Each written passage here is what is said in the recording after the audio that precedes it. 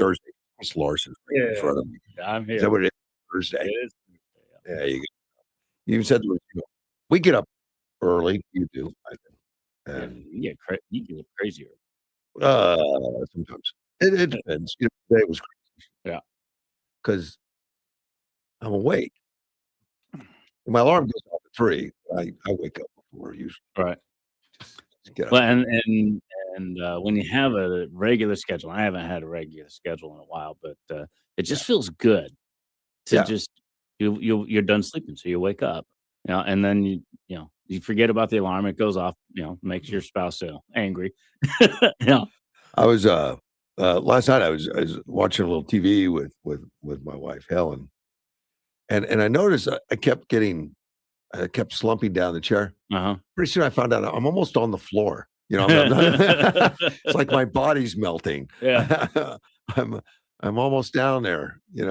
I keep slumping, and I said, I just gotta go to bed. And it was like 7:30. I was done. When you're tired, you're tired. Oh You go to bed.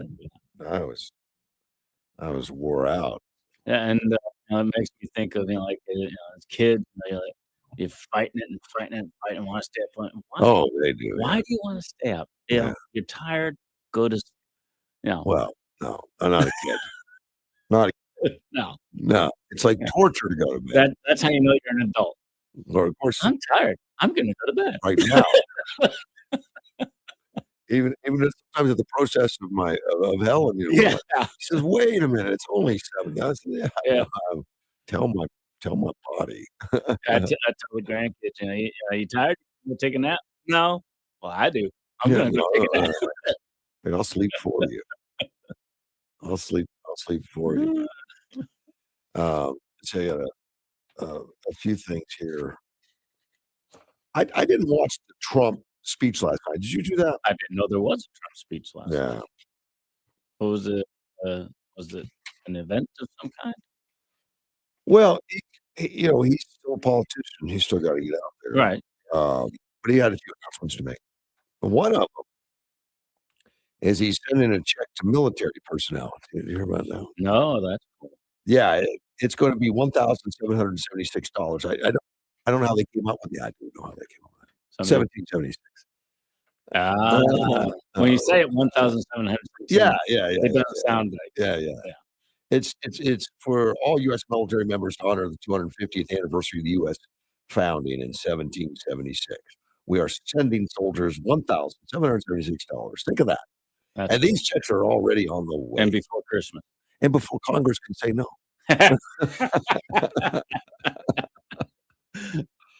Yeah, that is cool. I don't know how he came up with that. Yeah. But apparently he didn't ask Congress.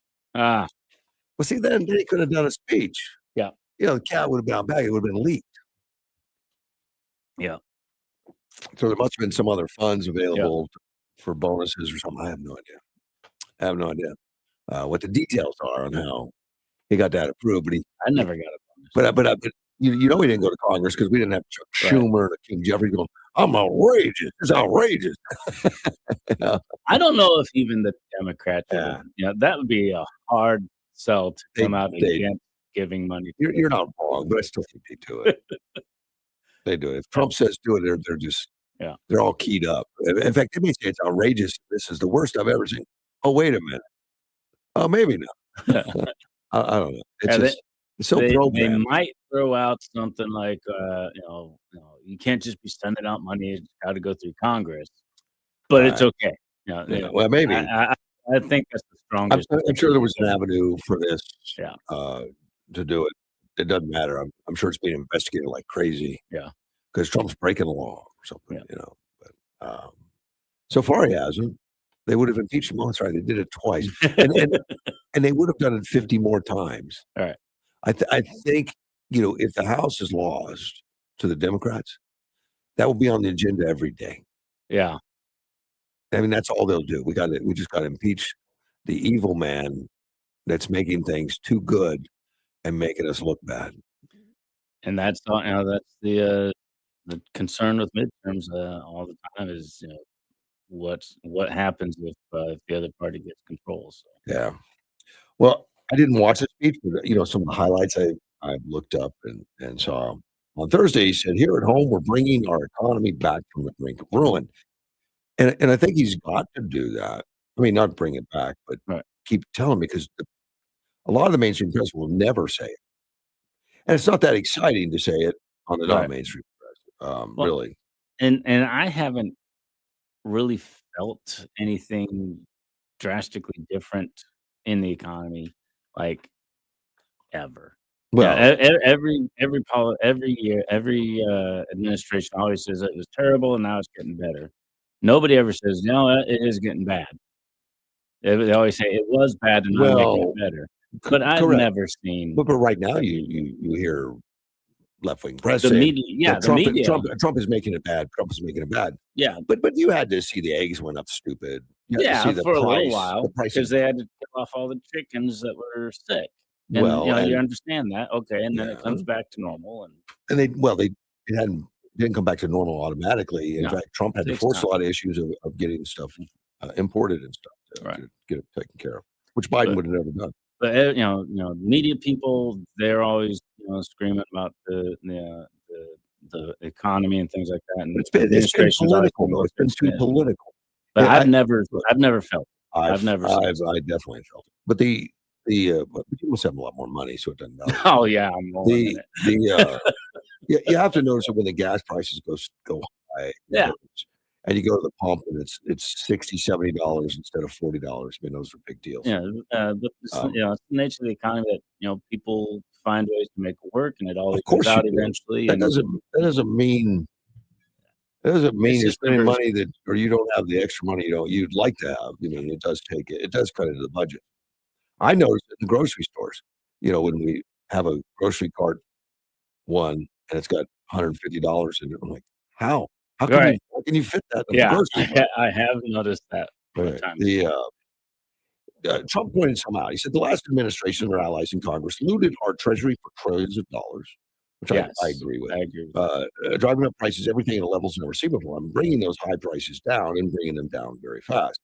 Now, bringing them down in some cases because there are certain items, but overall, it's just stopping the inflation being too high.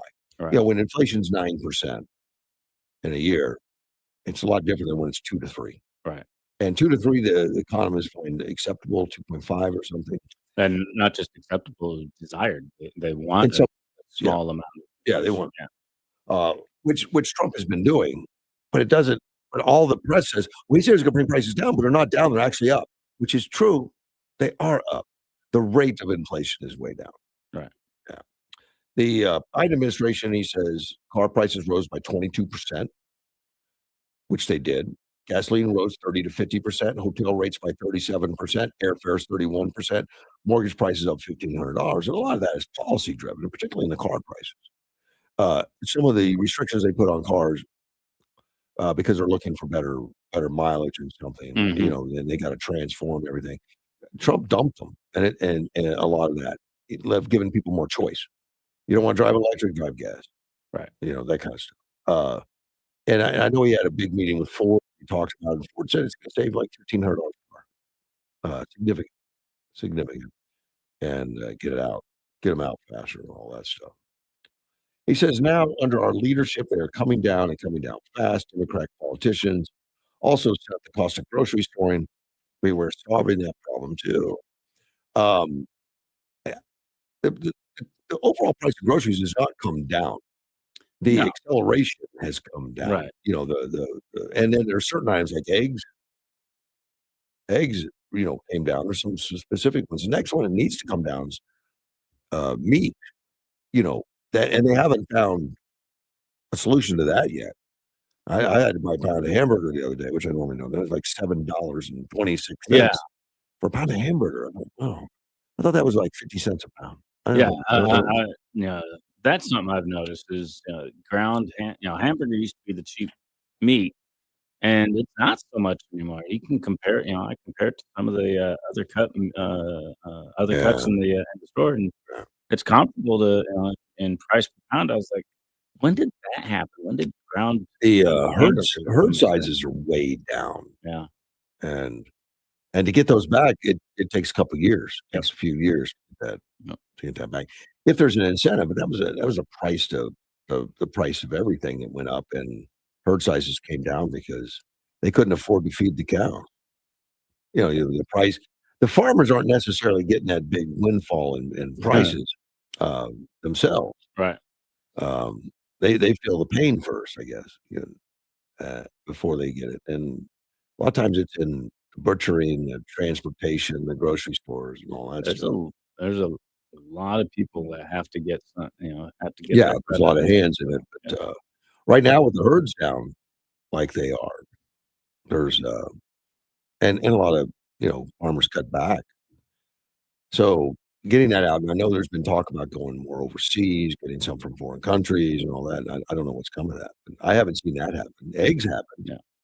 Yeah. The, speaking, from a nutrition standpoint, it probably would be good for meat prices to be higher because we eat a lot more meat than we're probably supposed to anyways. Yeah, yeah, but that's the wrong way to get it done. We still Yeah. need to have Yeah, we're choices in our not country. We we're need not to have making people do it, but Yeah, we do. that might be Yeah, you make it $100 a pound, you make them. yeah. Well, nobody's making it that can be more expensive. It's Well, they do. yeah, You can make it by yeah. regulation, and start putting, so much regulation on something and so much requirements of the farmers. Yeah, That well, that that pri that price goes right into the product. that's what they did with, cigarettes. Yes. Well, People are they still tax that, and smoking like that chimneys, yeah. that's Um, cigarettes are like I they're think they're close crazy. to a buck a pack. I $10 a pack. I remember, I used to smoke years and years and years ago, Yeah. and I remember I was traveling and ran out of cigarettes and couldn't find any anywhere, it was a bus stop or something, and there was a homeless guy sleeping somewhere. You took your cigarettes? No, but No. I paid him a quarter for 1 cigarette, Well, that would and you can't do that I now. was shocked, how bad was my addiction that I would pay 25 cents for a cigarette, and now, they're paying, like, 20 bucks a pack or something like But that. it's 10 anyway. It's like 100 packs a It's carton, it's crazy. crazy. Yeah, when I was in Ukraine for my son's wedding, 6, 7 years ago, Marlboros were like 35, 40 cents a pack. I was thinking, "I'm gonna start smoking because it's just such a deal. How could you not smoke?" Well, I gotta get in on that. Yeah, I didn't start. Yeah, No, but it was, it just showed in America, yeah. it's all liability cost, it's taxes, because the cigarette companies are getting Well, sued it's every day. yeah, well, it's not just that, the vice taxes, you shouldn't be doing this. If you're gonna do it, we're gonna get some Oh, money. yeah, taxes on it. And in Ukraine, like, "You're stupid enough to smoke, here they are." Mhm, Mhm. mhm. Yeah, I guess. So it's not that expensive to put tobacco in a paper cigarette and sell it. It's not that no, expensive. It's no, it's the liability, the taxes, all that yeah. other stuff that go into it. 'Cause I know cigarette companies have paid out tons of class action suits in the past. Oh, yeah. I don't know if they continue, but I think those have all been settled, and at this point, the courts are gonna say, "No, maybe if you're getting into it now, but maybe you there's were informed." maybe the s still there's new guys. I don't know. I wouldn't want to own a cigarette company and Well, think, I think they're still doing all right "Oh, they're financially doing great," but because people are willing to pay $100 back. 'cause it's addictive. And it covers all the lawyers, so that when you sue them, they say, "Well, thanks, but you've been paying for my lawyers for 20 years, so I got a lawyer to fight you on that." That's good. So, Trump administration is going after a campaign of affordability because the Right, Democrats keep punching affordability, right. even though under Biden, they didn't give a crap about which he did. They didn't care, and, I forget what it was under Biden, 22% or something inflation for the 4 years. So, No, yeah, oh, yes. it couldn't have been that. Oh, yes, it is.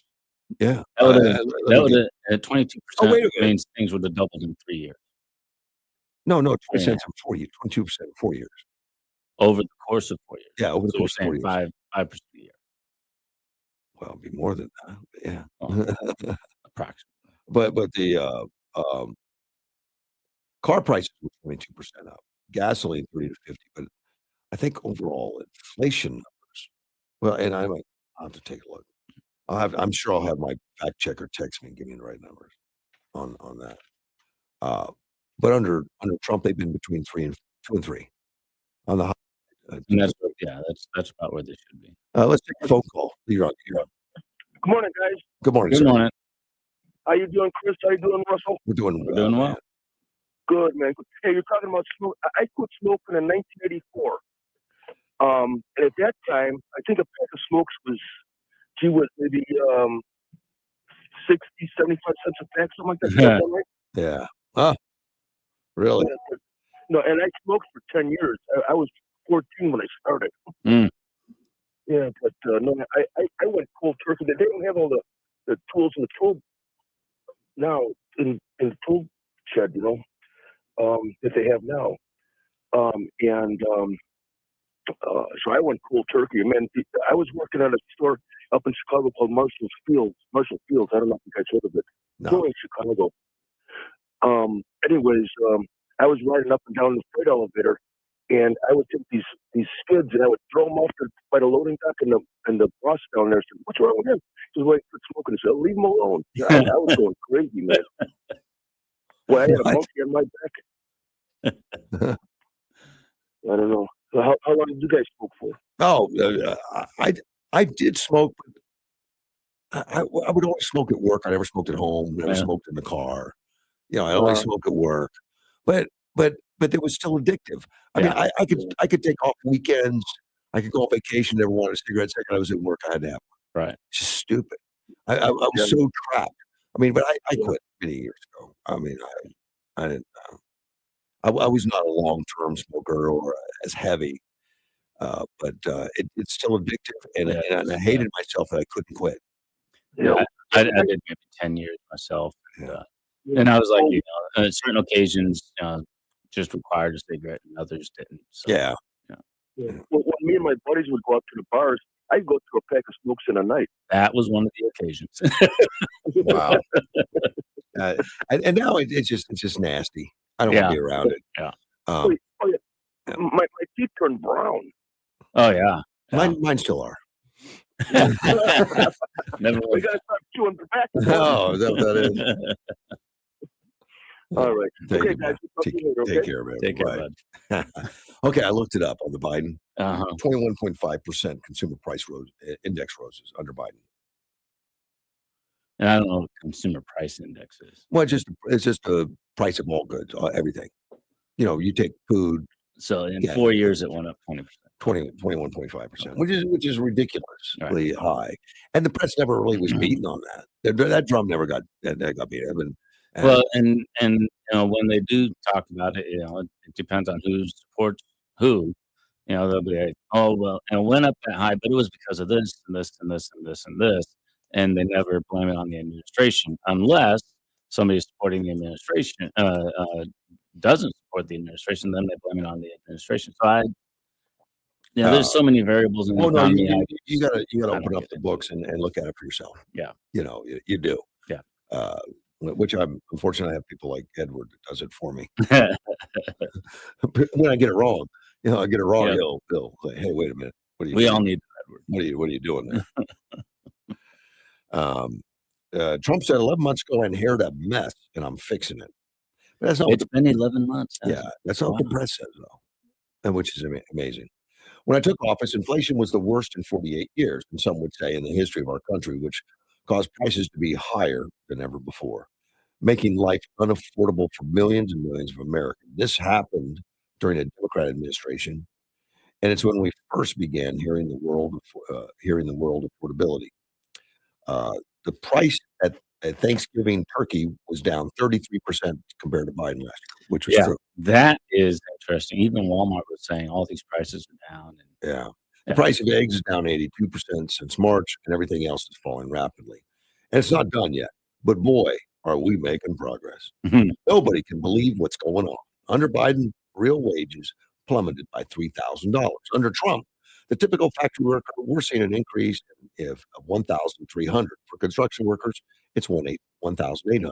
For miners, we're bringing back clean, beautiful coal. It's 3,300. And for the first time in years, wages are rising faster, much faster than inflation. which is true That's cool. right now. But it doesn't feel like it. Like you said, we don't always feel it. Uh, and the press is telling you something different, because they'll take isolated things. Well, Yeah. you said the price was going to be down, and yet it's up 3%. So what's going on? That kind of stuff. And Trump's bringing you higher prices, which actually is true in a sense. But it's balanced out now, and it's not near as high as it was. It's more in an acceptable range. And he's not done. There's a lot of work to be done. Oh, there's always a lot of work to be done. Yeah. But I think these policies are right. And it's going to take a while for some of it to really gel. I mean, it's happening. The investment in America is happening. More money's coming in. More plants are being built. All the car manufacturers and other manufacturing, and all that because of tariffs. Yeah. They're investing more in America. And it hasn't really taken full hold yet. And something else that's going on, we look at the employment and unemployment numbers and all that. They have not been as strong as we'd like to see. Right.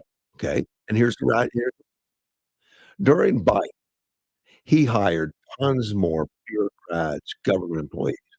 And every time you hire a government employee, it's the same as hiring anybody. It changes the employment numbers. Right. Under Trump, they've been shrinking government jobs. And which is good for our economy overall. Because a government job costs the taxpayer. Right. A non-government job pays in taxes. Right. So he's been doing that, but still, when you look at the raw numbers of employment, you see a shift that it's not as strong as we want it to be. Well, you're removing tons of bureaucrats. It's costing the taxpayers a fortune. Yeah, and I teach statistics and things like that, and I always say statistics are the best way to lie by telling the truth. Yeah. And and I make the point to my students: the statistics tell you what happened. They don't tell you why it happened, and that's what people are getting to is picking on one thread. And this is why this whole thing happened. No, it's a big. I use the terms from like physics. Inertia, momentum. There's an inertia. Things don't move right away, and then when they do, there's a momentum behind them that pushes them forward, and vice versa. When you're trying to stop something, there's a momentum. It takes time to stop it. And you can cherry pick your statistics. Yeah. You can say the stock market's up or down, and you can look at what's the best way to make our case. Is it over 6 months, over 8 months, over 9 months? What is the best way to make our case that it is up? And I'm not going to throw it on the Democrats saying that they're doing this triple. Both sides do it. In some ways, yes. Everybody does it. Everyone presents statistics in the way that's going to look best for them. Elon Musk said it best when he talked about NGOs, that are ripping us off. Yeah. He says the NGOs are bad. This money funnels right back into political campaigns and all that. Yeah. And he says, and it's Democrats and Republicans both. It's just that it's 97% Democrats. Yeah. When you can follow the numbers, follow the money. And that's not just a statistic. That's a whole story. That's different. That's great. And so that's what we need to hear. And to say it's all Democrats, even on that case, would be not true. Right. But 97% is probably true. And the numbers I got the other day from Edward on these NGOs, about $14 trillion set in NGOs and assets. Wow. And even and I got that yesterday from Jim Pfaff from the Conservative Caucus. It was on the phone. I had no idea there was that much assets sitting there. And we knew a lot of money, and it's sitting there now. Yeah. And Edward went to real quick because it shocked him. Like he had to think it couldn't be true. Right. Otherwise, he wouldn't have been shocked. But he would see the number. It was like, and Jim stretched it a little bit because it was only like 13.95 or somebody said 14 trillion in assets into the NGOs, and that's all our money. I mean, that's grant money and all kinds of money where we funnel it to them so they can do the dirty work that we're not allowed to do, but we pay someone else to do it for us. Right. Yeah. Which is still wrong, dude. Well, yeah, and corruption is corruption. When you're finding a way around the rules like that, then the ones that are receiving it, they're like, well, you already fudged the rules anyway. Let's fudge them a little bit more, and then Uh, it just but grows. It's a cancer. that's just a bad analysis. But yes, people say that. But that's just the Well, that's wrong way to not. look at things. That's like Yeah. saying, well, of course I was a speeding officer because everybody was. That's not going to get you out of a ticket. Right. Oh, I'm not saying it's an excuse. I'm just saying Yeah. that that's how it grows. When you have a good intention, you know, if you do it the wrong way, There needs to be then it enforcement. becomes worse. And it's become a Because all these crazy. NGOs, they started with good ideas. People are like, well, Obama this would be a good thing to do. Yeah, it Obama would. changed the complexion, put it on And then it got steroids, and it went worse. crazy.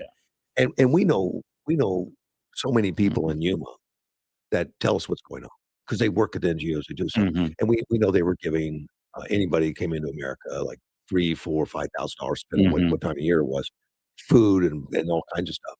And then when the press goes to ask Biden about, well, why are we giving everybody who comes across the border $4,000? Well, we're not doing that. Right. We aren't. Well, but we are. Yeah. But through an NGO. Right. Yeah. That's just wrong. Yeah. That's just wrong. Well, and now that the NGOs have that money, we can, Trump can stop the flow of the money to them, but they've Yes. still got the money They that got they got. 14. Yeah. Well, we know that Biden dumped so much money going into NGOs. What were they saying? Throwing gold off the Titanic or yeah. something? Yeah. And we've seen some of it, but we've seen the tip. All right. Like Donna Brazil got $2 billion. Yeah. For nothing. She just got $2 billion. And they said it was to do some research into something or whatever. $2 billion. And she had a company that the year before had only done $100 or something in business. And now she's got $2 billion. And they clawed a little bit of that back, but so much of it was happening and so many billions. And then when you look at the assets, there's 14 trillion. They were setting so much money out there because they knew it might be 4 years before they could do it again. Yeah. And I hope we go after it. Yeah. I hope we do. But that takes time and money too, because you have to putting a stop to it. courts. You're fighting. Trump is fighting the deep state, Mhm. and it's entrenched into the Congress. It's entrenched into the voting. A lot of these congressmen, that's how they got into office, was political contributions that came from a lot of NGOs. Yeah. And they're not going to cut off their funding source. And then the political damage from stopping something that was started with a good intention. We're going to feed the people in this thing. You're going to take money out, food out of the mugs. That's exactly what they say. That's not what they're doing anymore. They've been corrupted into this. So what do you hate? Children? But on paper, it still says such and such. So, look at the Somalia tragedies happening in Minnesota. That came from feeding children, which they scammed and took. It came from autism. Like the autism rates went like stupid high. Everybody had autism all of a sudden, and parents were getting paid to put their kid up as a patient or something. I don't know. It's just they're still going through it, but it was billions of dollars. Yeah, and it climbing. Yeah, and it was just a matter of fact of, well, this is the way to get money. Yeah. And there was no safeguards. There's no guardrails. And that's the state, it's a state responsibility. Yeah. Even though it's a federal program, the states run it, and then the feds pay for it. And Minnesota was just taking it as an opportunity to scam the taxpayers and the Somalians, particularly.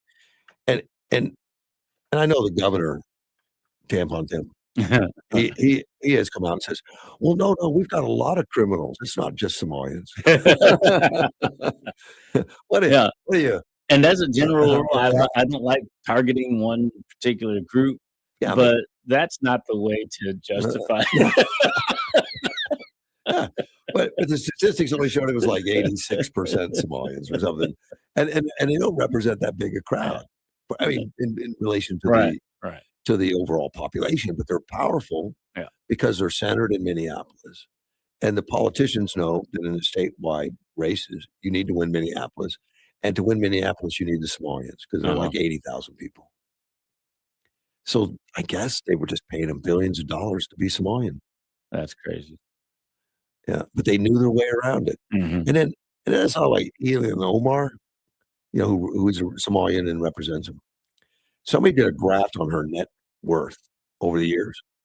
It was like 65,000 when she first started, was her net worth. Then it was 65,000. And then I think it was like 120,000. Then it was 240,000. And then it was 30 million. Mm. I mean, that's a good savings plan. Yeah. So I would love to have an explanation. Like, how'd you do that again? Yeah. What'd you invest in? Write a book. I think she's running from right now. She's running from reporters. Running from reporters. Oh yeah, they're following her into the Capitol. Like she's walking down the hall and saying, "Elon, do you have any?" And then she's just walking straight ahead, like she thinks they're invisible. She doesn't hear them. She usually is pretty mouthy. Right. Yeah, she shut that trap. Interesting when the Republican the reporters are turning on you. That's interesting. Yeah, if you're not a Republican, that Well, a lot of times Republicans are used to that. they blow it off if it's like, "Oh, you're just Fox News. I can't talk to you." All right. We need to do that to Vanity Fair. We'll be right back. AM 560 KVLU. Temperatures unseasonably warm continue this week with a high today of 82. 54 the overnight low tonight. Sunny and 81 on Friday, 52 on Friday night. Sunny weekend coming with 79, the high on both Saturday and Sunday. Achieve Human Services. Unique individuals, empowering solutions. Cost of landscape maintenance, supplies, and equipment, thousands of dollars.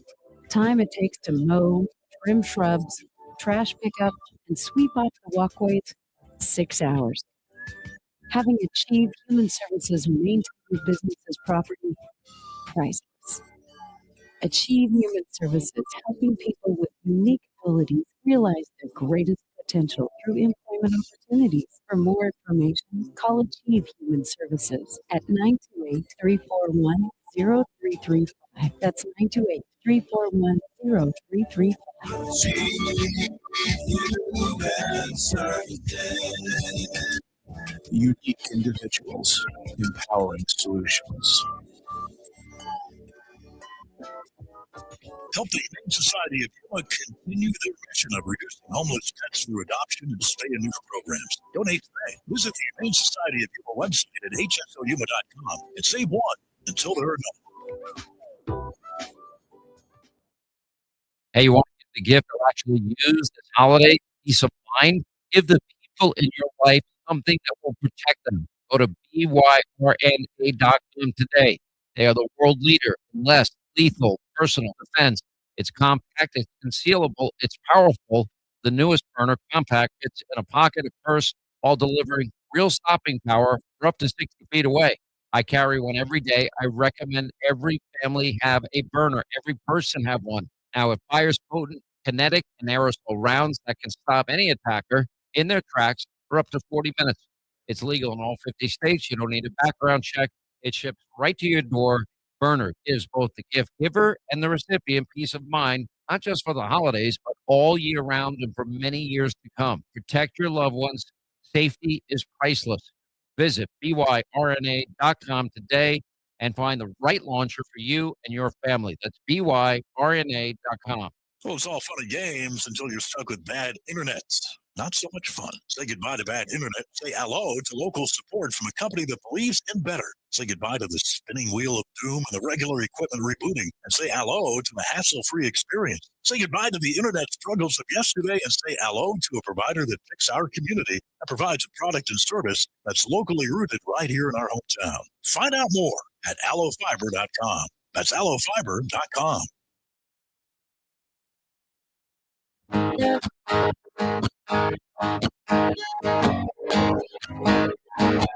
AM 560 KBLU. Russ Clark back with Chris. Hey, I'm here. Border Patrol. They've been getting a lot of bad press. Yeah, but Well, I say they're bad doing press. a good job. I think they're They're getting doing good great. press, but there's a lot of mudslinged at them Incidences, from yeah. certain things. Yeah. Not that I think they're doing anything out of the ordinary. It's No. just there's a lot of people that says don't arrest people that are breaking the law. Right. Don't do it. Particularly in Illinois. When you start going into places like Sanctuary. Is that ICE or Border Patrol in Illinois? Well, it's ICE, but Yeah. Border Patrol chief is still working with it. The Gregory Bovino, he is the Border Patrol commander, and he's there. Mm. I know probably they have a lot of like regular border patrol backing the ICE up, for Yeah, security but because they won't help them. is there border patrol in Illinois? Is there? There's Yeah, no border. you don't need it. Huh. Yeah. Well, Interesting. ICE is border patrol. I mean, they're under that flag. Well, they're like partners. Yeah. Yeah. But ICE and with the border patrol being is the same calmed down a little bit, they probably have extra thing. people they can send to help support ICE. It has, yeah, the numbers have gone And down. I certainly haven't talked to anybody about that, but I think when I've seen them during the raid, sometimes they just say border patrol, not ICE. Let's take a phone call. You're on the air. Hey, good morning, Russ. Good morning, OG. Yeah, listen, did you watch Trump last night? I didn't watch it. I read a lot of the stuff this morning, though. Well, if you do, go and read all the comments. Ugh. The American people are the dumbest bunch of freaking idiots I ever saw. Yeah. Well, they were criticizing Trump because he hasn't reduced the price of freaking beef. Well, beef is the one that, yeah. Yeah, we were talking about that. No. It's the top four cartels, Tyson and Cargill and a couple others. They have one, natural beef. Those are the guys that's holding up the prices. Probably, yeah. But the ignorant people are jumping on the Trump. Mm-hmm. Yeah. And they done forgot that they have shut down millions of the mom and pop grocery stores that used to be across schools. Yeah. In World War II, those were the supply houses for groceries that kept America in the game of food, and nobody went hungry. You understand? Yep. Because they were an additional supply of warehouses of food. The mom and pop stores were. Every grade school had a grocery store in a house, like a Victorian style house, had a grocery store occupying a room of that house where you could go get a cho-cho or an ice cream bar, something. Yeah, or they had a gas station on the corner that sold Tom, peanuts, Coca-Cola, and pies. You understand what I'm saying? Sure. Well, that's no more. And everybody had every gas station was a full-service gas station where there was a bona fide mechanic on duty 24/7. Oh yeah, they could fix flats and do small tune-ups. No, they did tune-ups, dude. I love job. In 1973, I had a 73 Chrysler Imperial 2-door hardtop. That's a big car and a beautiful car. Yeah. I was coming up Federal Highway in Seattle, Washington, not far from the airport, SeaTac. And I had a rubbing noise coming up Interstate 5, so I come off and stop at a Texaco full-service gas station. The bearing on the wheel was welded on. I garage can't even do what this gas station did. Yeah. Can't even do it. But this is Texaco. This is 1977 in Seattle, Washington. He put it up on a rack, commenced to do the work. And he had to take a welding torch to heat the outer race to come off the spindle. Okay. He had the knowledge to do this. He wasn't like a journeyman mechanic. He was just a freaking grease monkey that just got hired off the street to fill gas cars. You understand what I'm saying? Mm-hmm. My point is this. We don't have people today living with a home with mom and pop that's smart enough to even fix a freaking bicycle flat. Mm-hmm. This is my point. So these are the same people complaining about Donald Trump last night is my point. Well, they need to get out of the house and go get a job and find. Now I just wrote down. Trump bragged about, and he has every right to brag about $18 trillion he's got in foreign investments to rebuild the manufacturing business in the United States. That's what he talked about. Good. Now, to these idiots that listen to your program, let me explain how much 18 trillion is. 18 million millionaires. 18 million millionaires. That's 18 times 1 million. Okay. Or another way, 18,000 billionaires. That's coming to your freaking state to build you a business so your sons and daughters can work, and you want to complain about Donald Trump? Now, they don't build these businesses overnight. It's going to take them 18 months at the time of our birth, and they criticize $90 million that Trump is spending for a birthday parade. Shame on you people. Just shame on you. I'm telling you. The birthday parade next year is going to be the beginning of the gold era of this country, ever. Now, I'm a history major. I also taught civics. So those of you that think I'm full of crap, go through that history book and read some history. Listen, To be smart is work. Russ, you'll have to agree with that. It's work. If you want to be smart, you got to study. Am I right? Oh, you got to read, man. Yeah. Yeah. Yes, and it's painful. Sometimes you have to sacrifice, ignore family to just be smart. But the smart people are the 1%ers that pay all the bills in this country. And these idiots want to complain about Donald Trump. Yeah. I didn't get this off my chest, sir. I really did. That's okay. Because I went through all the comments. I do that for you. And I'm going like, what? So I had to drop. Some of them wouldn't even worth me dropping a comment on. That's how stupid they were. I'm just saying. So America, again, Andy Biggs, you need to do the homework and find out what Arizona is. You really do. Yeah. And come back on your show and you need to ask him again. And I'd like to hear him say that he made a mistake. Because everybody can make a mistake, but everybody does not admit a freaking mistake. And I want Andy Biggs to admit his. All right. All right, that's all I wanted to do. Be big. A man has broad shoulders because he knows how to accept responsibility. That's what men do. But these wusses we got that's posing as men, you got them in Yuma. Everywhere you go, they come on your show. They pose as men, but they're wusses. They always complain about stuff. I don't. I complain about the people that are complaining what I complain about. Yeah. Have you ever noticed that? I do. Because, and 77% of you black people out there, men, voted for a Marxist Kamala Harris. That's the number. Like the number or not, it's not my number. I just looked it up. And that's what the government says. 77% of black men voted for a Marxist.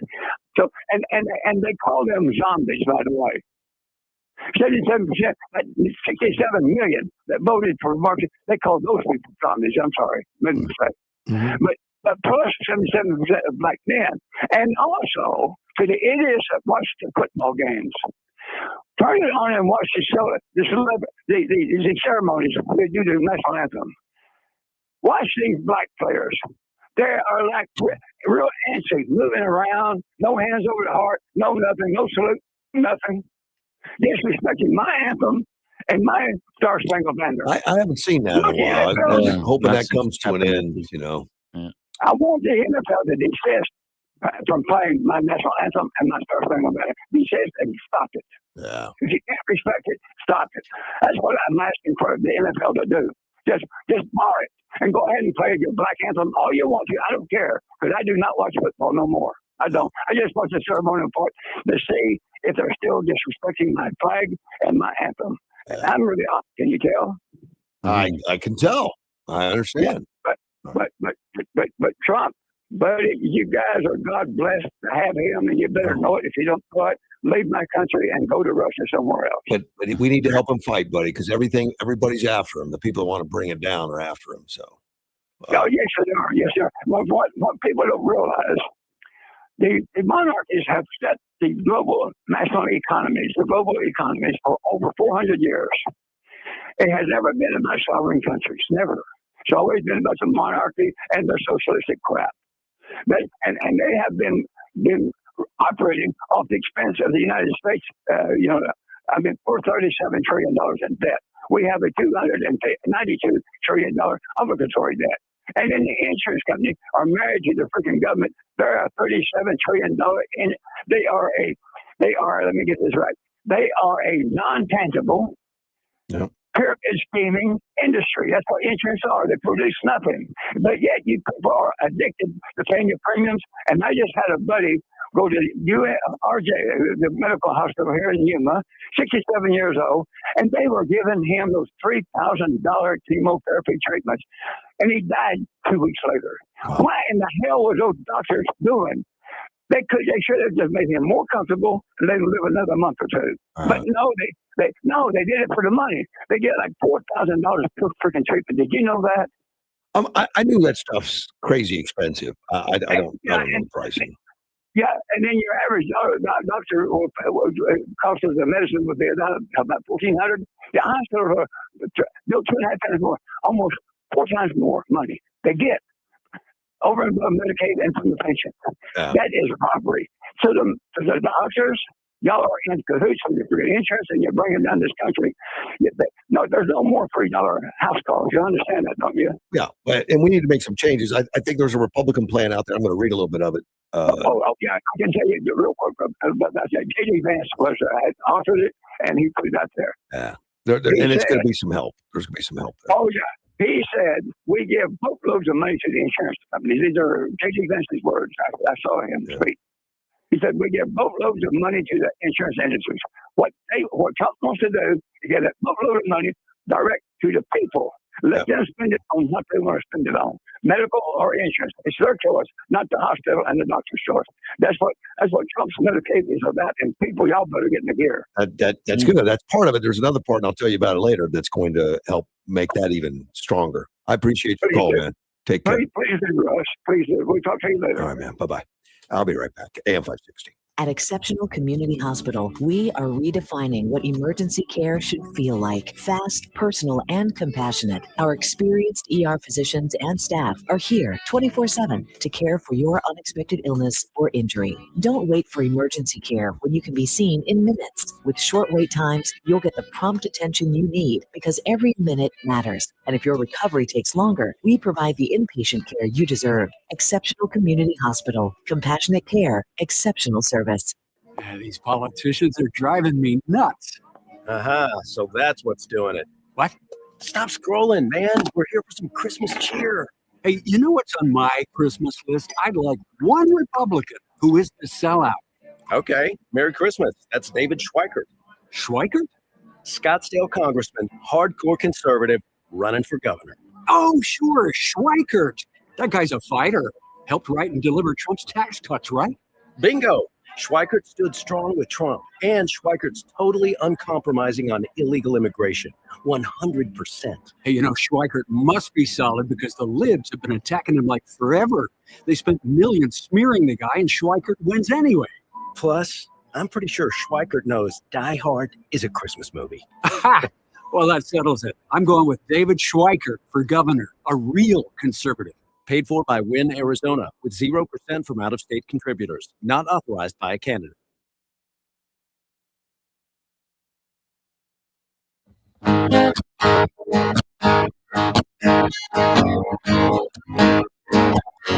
There's a man in D.C. He stands 6'3". He's fighting for you. AM 560 KBL. You, Russ Clark, with you. I want to get back and me. Yeah. Oh, that's right, Chris. You know, I need to get that because I was thinking something else. Chris. But I want to get back to the Border Patrol thing. Yeah. In Illinois. But before I do, OG called and gave me 50 issues. I just wanted to mention one thing that I kind of disagree with him on the beef prices. Uh-huh. Not that they're high, he's right, and not that it's the shortage of in the number of cows out there. You know, the herds are down. That's true. All of it true. One is that it's not Trump's fault. Right. I'm not saying it is, but it's his responsibility to fix it. Right. That's all. I can't just give him a clean. He's got to fix it, but that doesn't mean he's got the opportunity to fix it immediately. And sometimes some things are just not. You're not going to be able to. Yeah. And I don't think OG was trying to take responsibility off of Trump to deal with it. I think he was upset that people were blaming him for it. Right, the criticism was bothering him, but I'm okay with the criticism. I'm okay with all that. Say, look, you said you're going to fix prices, but beef prices aren't fixed. That's the criticism. Well, that's true.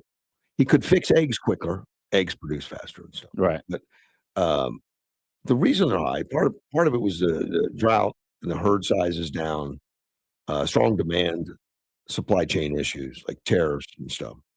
And that was even before Trump. Right. But screwworm fears. I don't know what a screwworm is, but it doesn't sound like something. Doesn't sound good. I don't want to have it. I don't know what that is. And that limited imports also. Now that you've brought that up, it's going to be in my head. Screwworms? What's a screwworm? and do I need to be worried about it? Nothing you want. Okay. And now here's what's being done, though. And I just want to mention what's being done. Okay. There's an executive order that launched federal investigations into potential price fixing and anti-competitive practices by large meat packers. And OG touched on that. Right. He said he called them a cartel. They're not really a cartel, but they're cartel-like. and there's just a couple of them. There's what, 4? Yeah. And they pretty much are, if they're doing any price fixing, highly illegal. Yes. You can't do that. There's been some suspicion that was going on to price fix. Right. Like right now, for a farmer, cow prices are down a little bit. Beef, $2.21 a pound on the hoof. Doesn't sound like a lot. I'd pay $2.21 for a steak, but you got to do the butchering, and the transportation, and all that stuff. But the farmers aren't getting the windfall on these high prices. No, they're not getting it. In fact, their prices are down a little bit. The trade, another thing they're doing, new trade framework aimed to open markets for U.S. meats and potentially increase beef imports, like from Argentina, at these prices. And Trump's already doing that. Right. It's taking time to set up and get that done. Farmer support. USDA is funding programs to help farmers manage drought, expand processing, rebuild herds. There was a large solution. So the USDA is helping. Good. And there's been some money that he's pushed out there because some of the farmers have been really hurt. China targeted the farmers because of tariffs. Right. And Trump's making that right. And we've collected a lot of money in tariffs. He's putting some of that into there where the damage was done. And that was to the farming, I think, was one of the ones that was really hit by that kind of stuff. And the farmers are all working to rebuild herds, but it's going to take a couple years, and the outlook is late into the 2020s before significant changes are made to get this all back in date. But Trump is doing what he has to do. It's just that nobody was doing it beforehand, right? And he's coming in. But this is not. It's not a 1 month fix or a 6 month fix like the eggs. It's that inertia and momentum that I mentioned earlier. Things take time, but you have to be working on it. Right. You can't just lay it. It takes time and walk away. You got to get engaged, and he has been. I mean, he talked a lot about imports and stuff. Politically, especially in the 24-hour news cycle that we have these days, you need attention. You need constant attention. So if you look at something, a problem that's going to take years to fix, and then you got another problem that could be fixed in days, you target the one that's going to happen in days because it's you get more attention for that. The one that takes years, you'd be working for years with no attention, and you may not get it reelected, and then it's all wasted. So politically, there's no incentive to work on something that takes a long time to fix. And so it's great that that he's got these initiatives started, and he's moving forward, and he's making things happen. So that's fantastic. But we have to be patient. I mentioned to let it. Cows have to grow. So when I was talking about the consumer price index or the inflation under Biden at 22%, and I said, well, if I'm wrong, my fact checker will get me. He says, did he get you? No, he said, I didn't correct your 22% as I assumed you were rounding up. It was 21. It was 21.5. That rounds to 22. Yeah, I guess. There we go. He said, within national and state parks, we are told to do not feed the animals because they will become dependent on you to survive, as they will lose the ability to take care of themselves. Why don't we do this with people? Now, that's actually somewhat of a quote. I can't remember who said that years ago. Oh, it's been around for, people have been complaining about taking care of. Yeah, but I mean, people have been saying these kinds of things and observationally saying these for 100 years or so, politically. Yeah. And we don't, it's like we don't learn, we don't listen. Well, subsidies to all these different industries. Well, that's what people say. Well, now they don't have to work. But they have to be temporary. Yeah, I mean, exactly. There's times like right now because tariffs did hurt a lot of agricultural industry. Yep. They need to make that right way. They reformulate what they're doing, but it can't be like, well, from now on. Yeah. Where a lot of times subsidies are generational within families. Yeah, yeah, and that I saw a thing about the subsidies for like corn farming. And it's huge, and there's only so much per family. So then their kid will start a new farm. On paper, they're still working working it all together. But the kid becomes an adult, gets his new farm. Now he's a new family, and and it's just people working the system, diving through the loopholes. A lot of that's East Coast stuff. Farm subsidies in Arizona and Yuma really are not a player. They don't want to have it in the greens and all that stuff. Are you gonna We got to take a break. Gosh We darn do. it. It's I the top just of the started hour. talking. There's more I had to say, but I'll be back. AM 560 KBLU.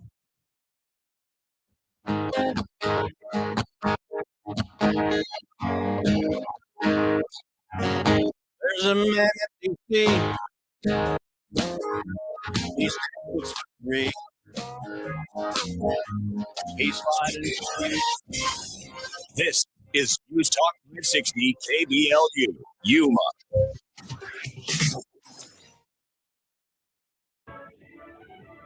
News on the economy, President Trump will like. I'm Dave Anthony, Fox News. Instead of rise like expected, there was less inflation last week. The price you pay for things rose at a smaller pace in November. The consumer price index was up 2.7% for the year ending in November. Core CPI, including food and energy, rose 2.6%. Economists are predicting both numbers would top 3%. This is Janine Casola with an unemployment update. First time jobless claims fell by 13,000 last week, down to 224,000. So the number of people continuing to collect jobless benefits rose to almost 0.9 million. Now, President Trump says, very importantly, there are more people working today than at any time in American history. In his address to the nation last night, he also told us, for the first time in years, wages are rising much faster than inflation. The president says he's fixing a mess he inherited from President Biden. We had the worst trade deals ever made, and our country was laughed at from all over the world. But they're not laughing anymore. Touting all the revenue and tariffs he brought in, the president announced he's giving U.S. military members a bonus check, $1,776 each. The Senate Democratic leader was critical of the Trump speech. Chuck Schumer, in a statement, says the president lives in a bubble, completely disconnected from the reality everyday Americans are seeing and feeling. Adding unemployment is going up and prices are going up. President Trump did not mention the U.S. military operation off the Venezuelan coast. Democrats question as illegal. There was a strike yesterday on a boat suspected of trafficking, drugs, killing another 4 alleged narco terrorists. New York is getting a new archbishop. Pope Leo has appointed somebody who in this Illinois, Bishop Ronald Hicks, who just at a news conference. I asked them to tell the Holy Father I said yes with great humility. Bishop Hicks replaces retiring Cardinal Timothy Dolan, considered a prominent conservative in the U.S. Catholic Church. Americans listening to Fox News. Meet Bob. He's 63 years old. He spent 40 years as a body man and car picker. Bob heard me talking about Relief Factor and decided, give it a shot. Bob wrote in, he said, Glenn, I could barely walk. I couldn't make it up the stairs. Day 4 or 5, I began to feel the change. But after just 8 days of Relief Factor, I'm 75% better. I'm comfortable, and I'm thoroughly impressed. These are the kinds of transformations that are common with Relief Factor. In fact, 2 out of the 3 people who try go on to order more month after month. And I'm one of those people. I wasn't banging on cars all day like Bob. My pain was in my hands and debilitating nonetheless. I couldn't paint, I couldn't write, quickly losing hope. And I feared the rest of my life I just have to live with the pain. So if you're living with daily aches and pain, Relief Factor might be the real deal for you. Try the 3-week quick start today. It's only $19.95. See how it works for you. Visit relieffactor.com or call 800-4-RELIEF. 800-4-RELIEF. I'm Julia Kimura. The mother of a young woman killed in a fatal hit and run is looking for answers following her daughter's death. 21-year-old Mariela Costa was run over and killed on the morning of December 6th. A man turned himself in and was in court, but he was released because no charges were filed yet. The prosecution says it's an ongoing investigation. However, the mother of the victim is growing impatient. The man could still be charged in the next 10 years. Plus, here in the Department of Corrections says the death of an inmate at the state prison in Yuma was being related. 50-year-old Jacob Major was killed last week after he was attacked by several fellow inmates. The department says this targeted attack does not represent a threat to the wider inmate population. Catch us on the TV side of News 11 every weekday after 5, 6, and 10 p.m. for your latest local news, weather, and sports. There's a man in D.C. He's 6'3". He's Then for you. AM 560 KBLU. Russ Clark with you. Chris is here. I'm here. Yeah, we got. I didn't get a chance to give all the information I wanted to in the last hour. Sending us Running out to of breaks. time. Yeah, stop the brakes. So annoying. My fact checker Edward sent me some alerts here. Uh-oh. Consumer price index rose at a 2.7% annualized rate last month. A delayed report from the Bureau of Labor Statistics showed. And again, that's within that. They want to get That like sounds 2.5 reasonable. or Yeah. so. Economists, I'm sorry, polled by Dow Jones, expected CPI to have risen by 3.1. So that's good. That's an advantage. Yeah. Core CPI, which strips out volatile food and energy prices, was also cooler than anticipated, increasing 2.6 over 12 months. So those are all good news. Yeah. For Trump. It was just released, so we're not going to hear that on mainstream. There still could be some improvements, but it ran up to 9% under Biden, but just after 2022, Wow. just in the year 2022, it was up at 9%, and it was earned. I mean, Biden pushed it. When Biden took over in 21, it was at 0.5% or so. Really? Yeah. Wow. Yeah. He pumped it up pretty quickly. Well, and 0.5%, people would say that's too low. Well, So, it can fluctuate, but yeah. I would rather have 0.5% than 9. Well, yeah. You know, you go from Whatever. one I extreme don't to know the what other. I don't know if that's too low or not. I don't know. I just think it's an unrealistic goal, maybe more than just too low. I don't know. I'd have to talk to the economist or even But, you know, that's Edward. that's the story I've always heard my whole life is, a little inflation is good. And, especially, with everyone in debt, because if you're in debt, inflation leads to higher wages, but it doesn't raise your monthly payment on your debt. So you're getting more money, but paying the same amount on your debt. So, if you're in debt, inflation is actually good for you. So I've always heard a little, like 2.5, 3% is acceptable and good for the economy. One of my listeners that always gives me a lot of information, which I like. There's a few of them. Yeah, you got a lot of people. Army and Navy miscalculated number of low-scoring recruits entering military. And I read that article last week. I didn't really talk about it on the air yet. I just didn't get to it. They find the Army and the Navy miscalculated number of low-scoring recruits entering the military, and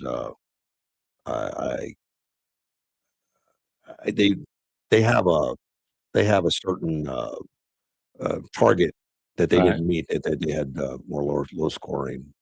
I mean, we've Let had an explosion people of scored recruits. low on their ASVAB, or I don't know what the score is. I mean, well, whatever what are the low score on what? testing. Oh, okay. Testing scores. So they said it's just below their, the amount that they find wanted. acceptable. Okay. Huh. Whatever. But I found that interesting. But they had a lot of a big push, and they got a lot of people in. Our recruitment numbers good, and I know I talked about the Navy Yeah. The other day on their short. I think it was 20,000 or something. People for in the Navy, which they've been meeting their numbers. They have been, but they were already behind, and this is correcting. So they're But it's not. going to take a few years Yeah. of good numbers to Right. get them back to where they're full staff. Because just because you have them doesn't mean they're ready to go on patrol. Right. There Right. needs to be some training going on and stuff. So Was that article suggesting they had lowered their standards to No. try to get people in? Or? No, but apparently they didn't do there was such a big rush. Some of the testing happened after they were already in Oh, boot camp and stuff. interesting. So they'll work it all out. Yeah. I have great faith in them. Yeah, when I was in, everyone talks about the dumb Marine. The Marines had the highest requirement on the ASVAB than, and if people don't know, the ASVAB is the test you take to join the Marine Corps military. We had the highest requirement on the ASVAB than of all the branches. So My fact checker put in that capital letters. Now, capital letters in texting is screaming. yeah, they're yelling. So he screamed at me. Ah. There is no such thing as too low as inflation raises rates on that debt. Ah. So there is no such thing. Okay. I don't think it's realistic to budget. I don't know. don't know. That's just what I've heard. Well, That's what I've Well, now you've heard something different from my finance guy, Edward. Just to finish up with the Border Patrol chief, that was in Evanston, Illinois. Mhm. The mayor of Evanston came out, Daniel Biss, to confront him. Okay. Which has been going on in these sanctuary cities where Right. you're not welcome, get the hell out of here, Right. and all that kind of stuff. And this guy's running for an election now, I think, Of in course. Congress. He's a mayor now, he wants to be in Congress. I'll bet there are a lot of cameras around. Yeah, of course. They bring him right with them. He's in a dark tailored coat, dress shoes, so he's got some cash. And he stepped directly towards Bavino, the guy in charge, confronted him. He said, the abuse has not been acceptable. The racism has not been acceptable. The violence has not been acceptable. Now, and I would hope the Border Patrol chief said, I agree. Well, none of that stuff is acceptable. That kind of did happen. And of course, Gregory Bavino, he's the man in charge of that whole thing. He says, but the agents which were surrounding Bavino, they fired back. He says, yeah, that's why we're here in your community. Nice. Yes. Yeah, very nice. There you go. Multiple protesters tried to block the roadway, which there's those quick reaction groups and stuff that do those things. But the police from Evanston and Chicago worked to help keep a corridor. So it looks like there was some police doing their job, not the Border Patrol jobs, but controlling the unruly crowd. And that's because a lot of places they go, the police are 2 blocks away. Right. Just watching it happen. So that's a good turn of events. I like that. Now he's running for Congress as a pragmatic progressive. What is that? Pragmatic. Well, pragmatic means I'm willing to go against my principles to get something done. Yeah, that's. But is there such a thing? Pragmatic Can you be a pragmatic progressive? I don't like pragmatists anyway. Stand on your principle. If you have a principle, stand on it. He said. He said he amplified his criticism in a post. He said the only violent mob in Evanston today was Greg Bavino and his masked thugs, terrorizing innocent people and then lying about our city to try and sow chaos. Safe in spite of ICE, not because of it. And he praised the residents who chased you out of town. Don't come back. Nobody was chasing. What an idiot. Yeah. I mean, he feels like that's what pragmatism will bring. He feels like that's what he needs to do to get elected in Illinois. Well, and that might be the case. That might be it. Yeah, but it doesn't sound like he. And I don't know the guy personally. Obviously, maybe he is saying it just to get the votes, or maybe he actually believes it. Either way, he's just I don't like him. Just another Jasmine Crockett. Whether that's his belief or he's just lying in front of the camera, either way, he would be a bad person to elect. But it just really bothers me when people come down on the Border Patrol, because these are people that joined the Border Patrol to serve their community, their country, and if you know anybody in the Border Patrol, I know several people in the Border Patrol. If you know them, they're not these monsters that are being portrayed in the media and by all these ICE people. They're heroes. Their life on the line for us. And I can't imagine anybody could point to an individual that they know that works in the Border Patrol and say, oh, yeah, they're one of those monsters. Because they're not. There's got to be one of them. It's easy to talk about. Yeah. I'll find it. I'm sure there's one out there. There's got to be one. But if you guys could point it out to me. It's easy to talk about them collectively as these monsters, but show me one of them. Show me one guy that you know personally that is this monster you're talking about. They can't. Like any government agency, military, police officer, sheriff, they're standing on the line for us. Yeah. And to treat them like that is so over the top for me. Yes. It's ridiculous. Let's take a phone call. You're on the air. Morning, Russ. Well, good morning, Ted. Hey, how's it going? You meant to say pregnant progressive. I don't think he's pregnant. He's a guy. I doubt that. I don't know. It depends on how they're identifying these days. Exactly. I don't know. I have a question. If you know an answer, if we find one out. All right. What happened to Dan Mangino, man? What's going on here? He did put in a resignation tweet. So that's an odd way to do it, but yeah, he's going to leave in January. I think that he just couldn't stand being on the leash, man. Well, I have no Those idea. dogs want I heard that his wife and family, um, were getting really pounded by, having to hide and having to get death security threats. and Yeah, fear and all that kind of stuff. But I don't know that he has said that. I mean, other people have said that for him, but I don't know if that's true. right. I don't know. Yeah, I'm didn't saddened last by it long. because, he is an aggressive guy that's going to, in my opinion, it looked like he was trying to do the right thing. I hope that there's a search and we get somebody else very similar that can work with Kash Patel and continue the, exposing the truth, exposing what's going on. But fighting this deep state is no easy deal. I mean, you're going to have Right. people in the office sitting next to you that are part of deep state. They're going to stab you in the back. Well, I'm wondering if I think that maybe Pam gave him some legalities that he couldn't. He wanted to bend it a little bit too far. Oh, I have no idea. I haven't heard that. I haven't read anything like that. I haven't seen an accusation like that. Right. But could be. Who knows? He knows. He's not telling us completely yet. I'm sure he will. He's a media guy. I'm sure he'll be back doing something. Yeah. All right. Well, All I right. thought you might have heard something on the grapevine. And if man. I do, I'll let you know. Will you now? I will. Okay. All right, buddy. Take care. Bye-bye. Bye. Yeah, sometimes I'll just, if I can't say it on the air, I'll call. But right now, I Right. don't know anything.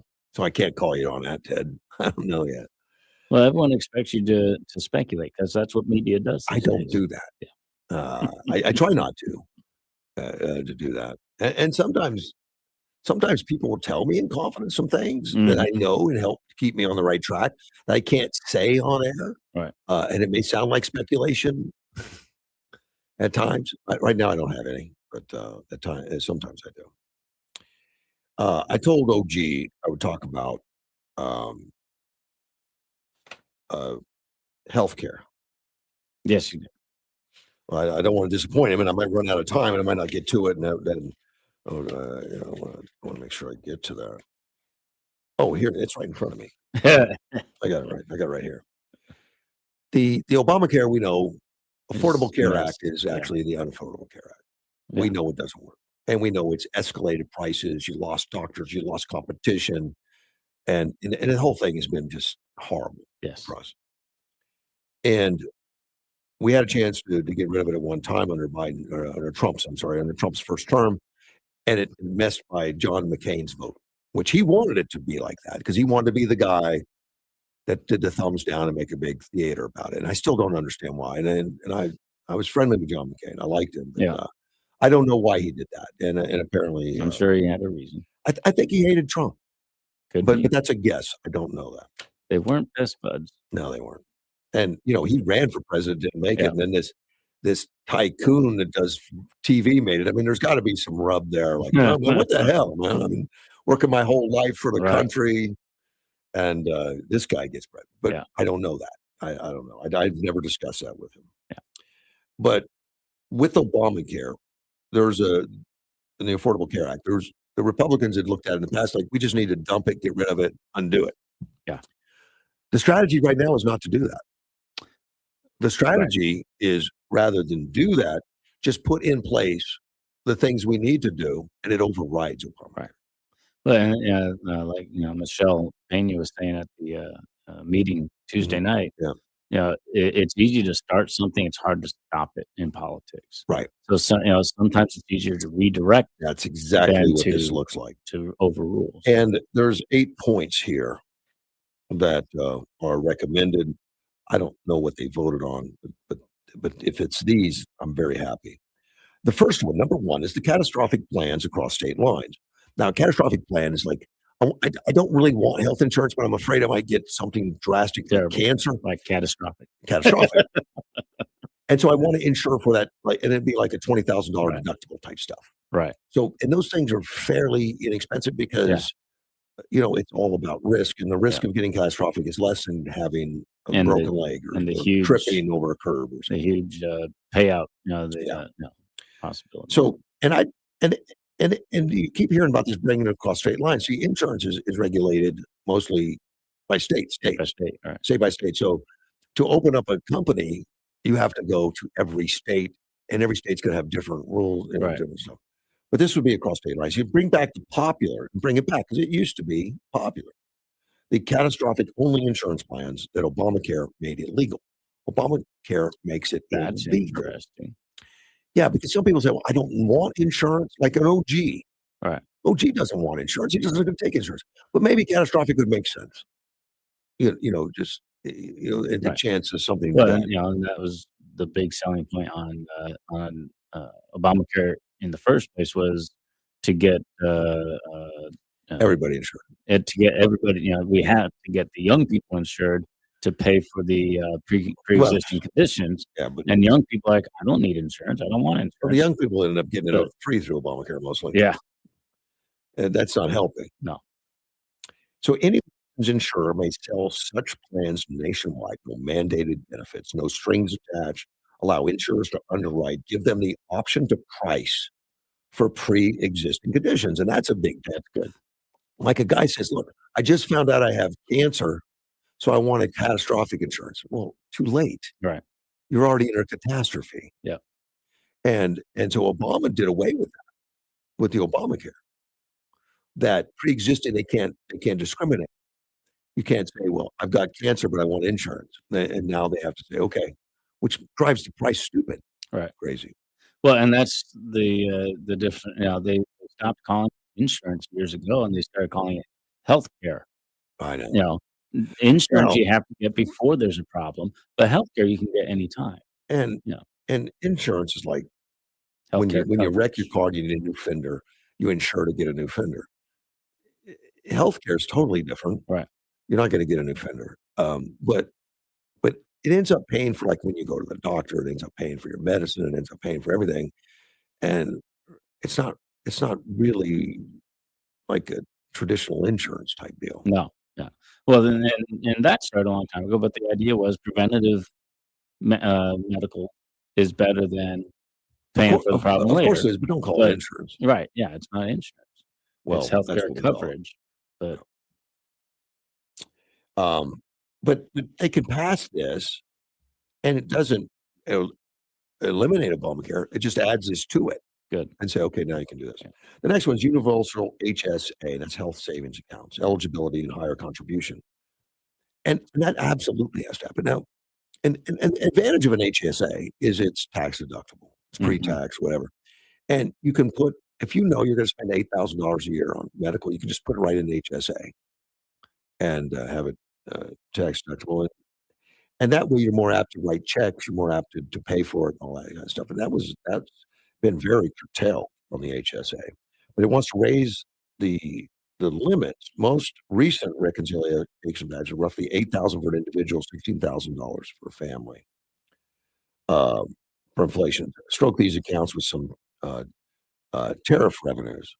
Millions of families will have a powerful, portable tool to control costs for decades to come. And true, it does. Good. I like those. The next one is state high risk pools and mental health block grants. And there is high risk. Like there's going to be people that can't get the catastrophic, but have cancer, have something that's a high risk, but they can't get insurance. But there needs to be pools on that. Everyone wants to help take care of those most in need, and we want to do more efficiently. Matching federal seed money cap per state, which will help participating states.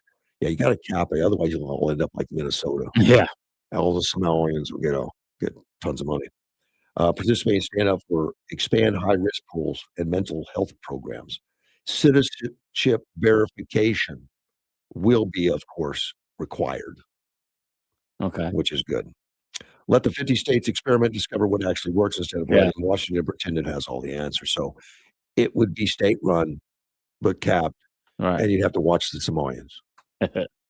You'd have to watch everybody. Yeah. Price transparency and cash pricing. And this is the one I love the most. And, I was on the hospital board for 8 years, and something bugs me about the whole industry. Nobody knows what anything costs. Nope. So you can't really, if you have a wallet full of money, say, well, I'm going to go buy it. What's it cost? They don't know. Right. You got to pay for it first, and we'll tell you. Right. Every provider must post cash prices and offer every patient, insured or uninsured, a transparent cash option at the time of scheduling. We can run through this insurance for $1,400, or you can pay us cash today for $400, is given as an example. Sunlight is still the best disinfectant. Mhm. And that's the whole paragraph. Right. That's it. Sunlight. You must tell them. It's got to be a cash option. I love it. Yeah. I love it. It's going to send these, under the current system, it's going to send them reeling because hospitals and stuff, they put out a price that they know is exorbitant, but they know that they give the discount of 70% to healthcare, to insurance companies. But what the insurance company is going to say when it says, when they say, or you can pay for it in cash for a reduced amount, then the insurance company's not going to get the business. And that's going to be a problem for the insurance companies. Let me say, I don't care. It's going to be best for everybody. Yeah. In unlimited tax exempt status for mega hospitals. Now, mega hospitals are nonprofits. And the feeling has been abused. I mean, because your bottom lines are stupid. It says cap the tax exempt revenue threshold for nonprofits at $5 billion. So we're not talking $5 billion. Well, the fact That's that they huge, wrote that tells you that we've It's got huge. mega hospitals Yeah. doing much more than that. Yeah.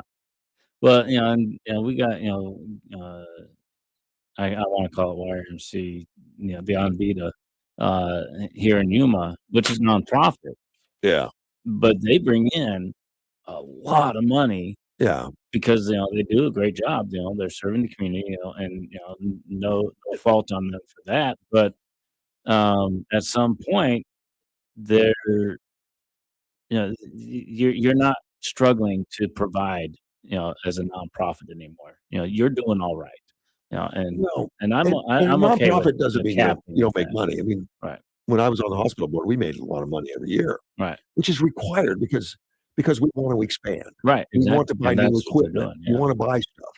And you got to make cash flow. You got to have money on the bottom line to do that. The only rule on nonprofit is nobody is getting that.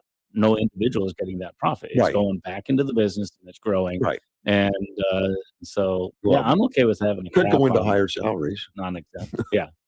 Well, and And it does. They get bonuses Yeah. and stuff and Sure. things like that. So. The next one, number 6, emergency care is provided, but it is billed. Now, I don't know exactly where they're Yeah. going. The government must end federal subsidies for emergency room care. If states want to subsidize uncompensated ER visits, they are free to do so with their own dollars. I didn't know that the federal government was subsidizing. I don't know. ER visits. And that one escapes me. Hmm.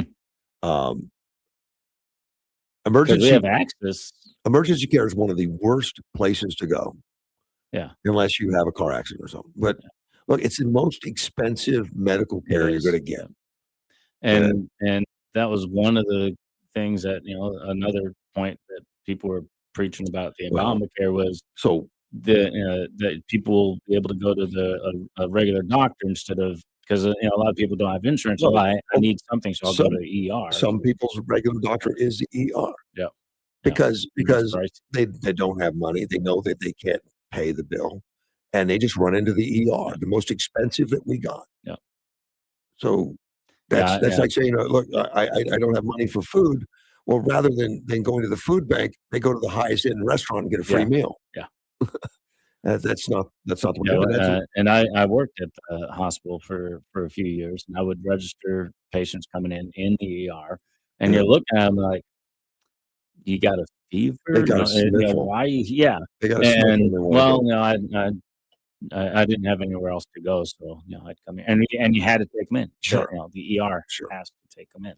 But they're saying that there's going to be a bill, and it's not going to be federal money. Yeah. Well, and we would hos- always send them to Access the hospitals, when they would come in. If they didn't have Yeah, insurance, we correct. automatically sent them to Access. if they qualified, Yeah. if they. but I didn't know sometimes- federal government was involved at all. Access, I'm sure, gets funded a lot by federal government. Hmm. But I don't know how the federal government pays in that, and I'd have to look that up. Hmm. And the next one, number 7, is true association health plans and purchasing pools. Any group, trade associations, churches, alumni groups, Costco's 40 million members, can band together across state lines to negotiate rates with health insurers and providers. Bigger pools mean better prices. This is Right. free market answer to, if you like your union plan, you can keep it. And right now, it can't go across state lines and all that Right. other stuff, and it's a mess. Yeah, it brings up interesting ideas, though. The idea that states are semi-sovereign in the United States, And we don't want them to change. Yeah, but we feel like a nation more than a bunch of states, and so it feels like we're moving towards national rather than a collection of states. We have been, obviously, since the Civil War, especially, but it just seems more and more that we're trying to be But look, more national. I think it's more of an we got the acceptance. real ID and things like that. But I think it's more of acceptance. In other words, if you have a driver's license in the state of Arizona, it's accepted in other states. In other states, yeah. And that just means that we're together and we're a group. And this would be if I got health insurance in one state, it's accepted in other states. Right. I'm okay with all that versus making it all complex. Well, I'm not saying it's a bad thing. It's just a shift in our mentality and our ideas. We're moving away from the idea of we're a bunch of states to we're a nation. I think that after the Civil War, it was definitely changed a That's lot where it after started, that, yeah. because people joined the Civil War based on what state they lived in. Yep. Not their Well, ideology that was, so much generally. Robert E. Lee Yep. was not supportive of slavery, but I'm a Virginian, so I'm going to fight for Virginia. Yeah. Okay. And I'm at the number 8, and this is the last. Oh, I thought we were at the. No, we're not done. Number 8 is the last one, and it's 1-year subsidy extension for Affordable Care Act. Now, that's what the Democrats want. Right. But they want a 3-year, extension. In other words, keep Obamacare alive forever. Right. And even though it became so unaffordable that they did a temporary subsidy from the American government and said it's going to sunset. That's going to sunset this month. And what the Republicans are saying is, okay, let's extend it 1 year, and then all these other policies will be into effect by then. Right. And people can take their choices. And if Obamacare is still more expensive, there'll be lots of alternatives. Right. I like it. I like it. Even though it's a good compromise. Well, and there's something else in it than that. Not only it will be give time for this all to settle out, and the subsidies, which I don't care for, will be given. Republicans will buy time for these real solutions to take effect, which I just said. But they also will give every Democrat a reason to vote for the bill. Because they don't want to vote out the subsidies. Right. Yeah. Good point. So, and the reality is Americans can't afford to get slammed with thousands more in premiums, which will happen if subsidies go away. But the subsidies were artificial, and the subsidies are stupid because the rates, Obamacare has become so overwhelmingly expensive that people can't afford it. Well, and like you were saying before, subsidies should be temporary. And if we gave the subsidies, things weren't working, we gave the subsidies. All right, we're going to try to figure out how to fix it. Well, you didn't fix it, so you failed in the whole subsidy idea to begin with. So we're going to do it for 1 more year. We're going to implement these changes, see what happens, and if that didn't work, we can discuss it again. But I'm coming to in my head the shutdown. And the Democrats were fighting and fighting and fighting. No, we need the subsidies to continue. They got nothing. And they gave in for nothing. So they put all those people through all that hardship for nothing. A lot of people want money. And here the Republicans are saying, all right, we'll give you just like we said we would do. We're going to discuss it. Open the government. We'll discuss it afterwards. They're doing it. We did exactly that. And here's a way to get it done. Yeah. Now, and so a caveat they put on this, and I don't know if this is the final bill they've come up with or not. I don't know. They said the 8-section bill is short enough to read on the House floor in 20 minutes. 20 minutes. So there's nothing in there. Sometimes they have like an 800-page. Well, Obamacare, nobody read You didn't have time. No, yeah. Well, Well, they didn't even make it available to read until it came up for a vote. And that's intentional, on stupid. Yeah, This one you but can, they even turned on the Democrats in that way. They said, "No, we're going to pass it, and you can read it later." and this will deliver lower premiums right away. Permanent brilliant. consumer power with the HSAs. And they put in here it's foolproof because Democrats would have to vote against extending subsidies. I wouldn't put it past them to do it anyway. But I don't know how they could spin that. Now, who do you think would be most unhappy with this? The insurance companies that bought into Obamacare, they got rich. They're not going to like it. Well, wait a minute. You're going to cut off our tap of taking advantage of everybody? That's the people that are going to hate it. And they own a lot of politicians. By owning them, I mean they gave them a lot of money to be elected, and they expect their favorite senator and congressman to continue to toe the line for them. Yeah. In the interest of the betterment for all the people. No, it's in your bank account. Yeah, the whole lobbying system. I know. Let me take a break. We'll be right back. Tis the season for cozy nights, holiday movies, and full houses. So make sure your internet can keep up. Hello Fiber brings you lightning fast 100% fiber optic internet that doesn't slow down when everyone's home for the holidays. Check them out at hellofiber.com. The 8 Nights of Hanukkah, a Jewish holiday tradition. More in a moment. Ed Whitehead's Tire Pro has been serving Arizona for over 20 years. Dune season is here, so ask about specialty tires for your toys. We also do alignments, brakes, oil changes, AC work, inspections, preventive maintenance, and more. Get your tires at any of our 4 Ed Whitehead's Tire Pros locations. Ed Whitehead's Tire Pros wishes you all a happy holiday season. From our family to yours, and cheers to a safe and prosperous 2026. Ed Whitehead's Tire Pros. Yeah, we got tires for that. For Jews throughout the world, Hanukkah, the Feast of Lights, is celebrated over 8 nights, usually in the month of December. Each night, a candle is lit on the menorah, which is accompanied by a prayer, after which a small gift is given to each of the children. During Hanukkah, gifts are exchanged and contributions are made to the poor. Hanukkah, a Jewish holiday tradition.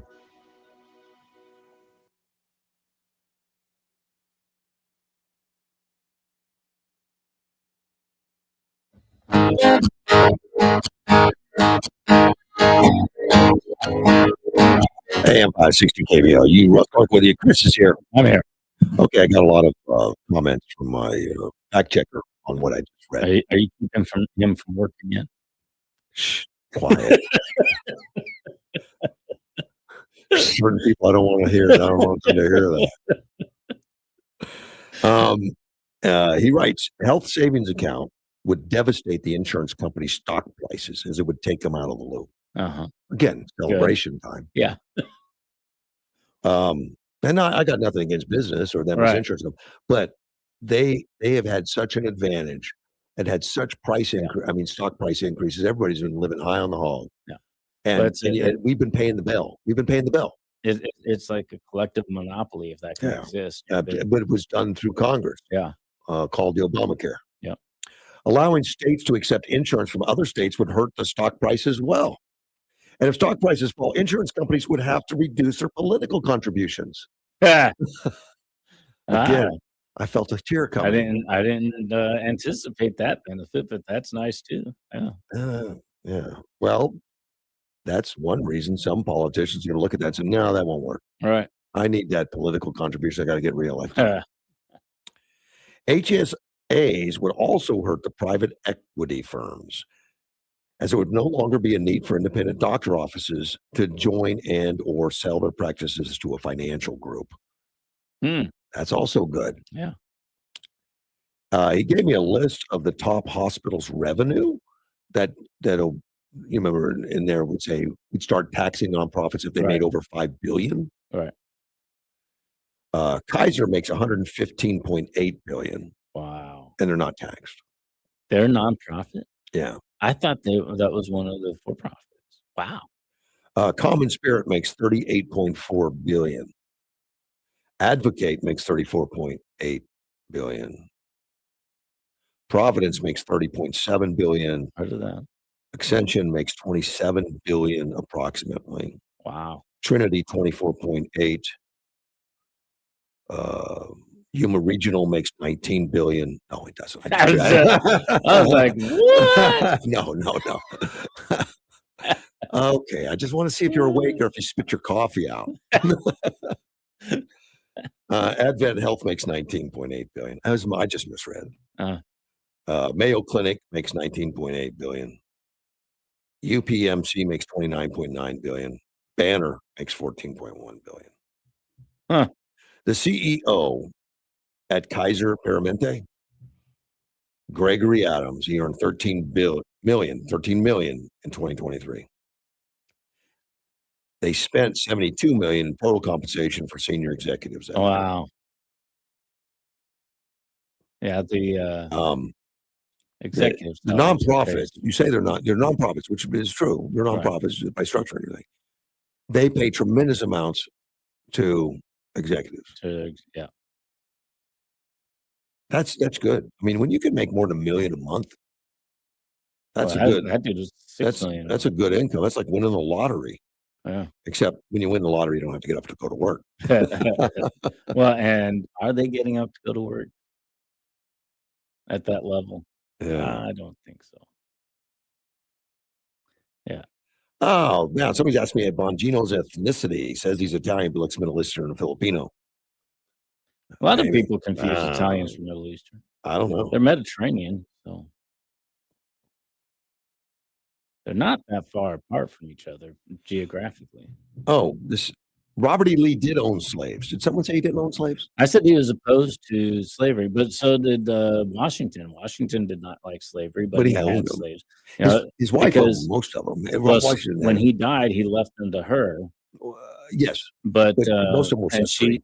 She kept some. Yeah, the problem was if you set them free, then other people could take them in and make them slaves again. I think you could. I don't know. But my understanding was you could give them freedom. You didn't have to. But when we were at Mount Vernon, they talked about it, and his theory was, if I keep them, I can make sure that they're treated well. If I free them, then who knows what could happen. There were a lot of freemen that were black in the United States, so but they could that could happen. I don't know. I don't know the snatched up apparatus. I don't know the enslaved. apparatus, but you couldn't be like the dog catcher and run around and say, "Oh, there's a black man. We're going to make him a slave." That wasn't happening. Well, I don't think it was. I would not make that statement.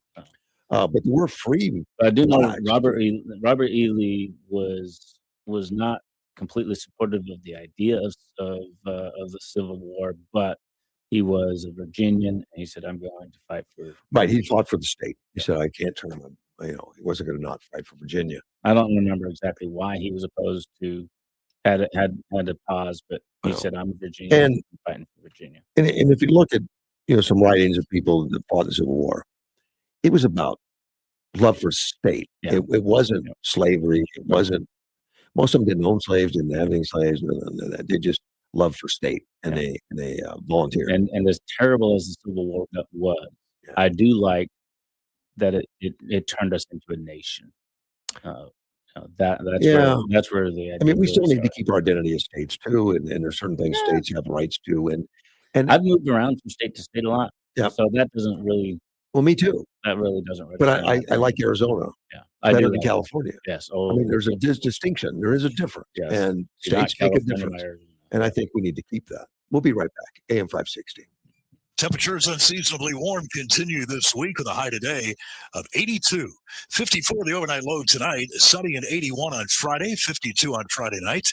Sunny weekend coming with 79 the high on both Saturday and Sunday. What's up, Yuma, and hello, Russ Clark Show listeners. Johnny Porter here, and I just made the switch to Allo Fiber, and it's a game changer. Lightning fast speeds for streaming, working from home, and gaming. No buffering or slowed down speeds. It's time to ditch the glitch and switch to Allo Fiber. At Exceptional Community Hospital, we are redefining what emergency care should feel like. Fast, personal, and compassionate. Our experienced ER physicians and staff are here 24/7 to care for your unexpected illness or injury. Don't wait for emergency care when you can be seen in minutes. With short wait times, you'll get the prompt attention you need because every minute matters. And if your recovery takes longer, we provide the inpatient care you deserve. Exceptional Community Hospital. Compassionate care. Exceptional service.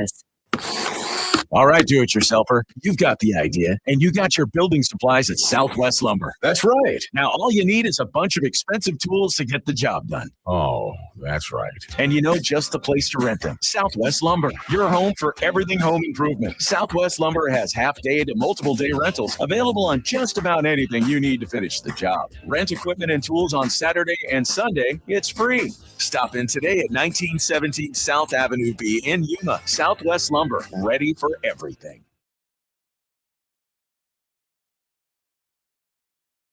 AM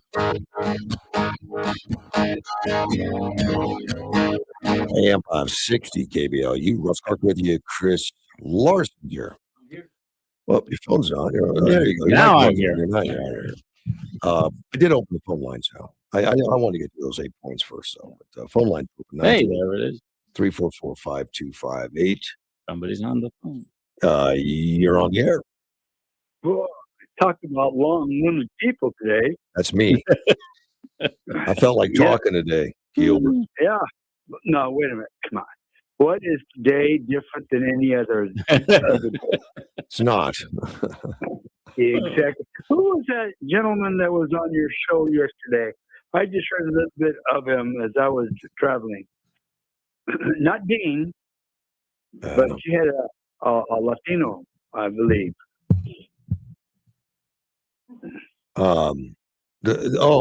Gary, I forget his last name. Guy running for president.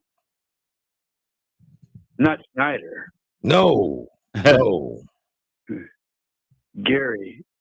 Yeah. He's running for president. Yes, he is. Of the United States of America.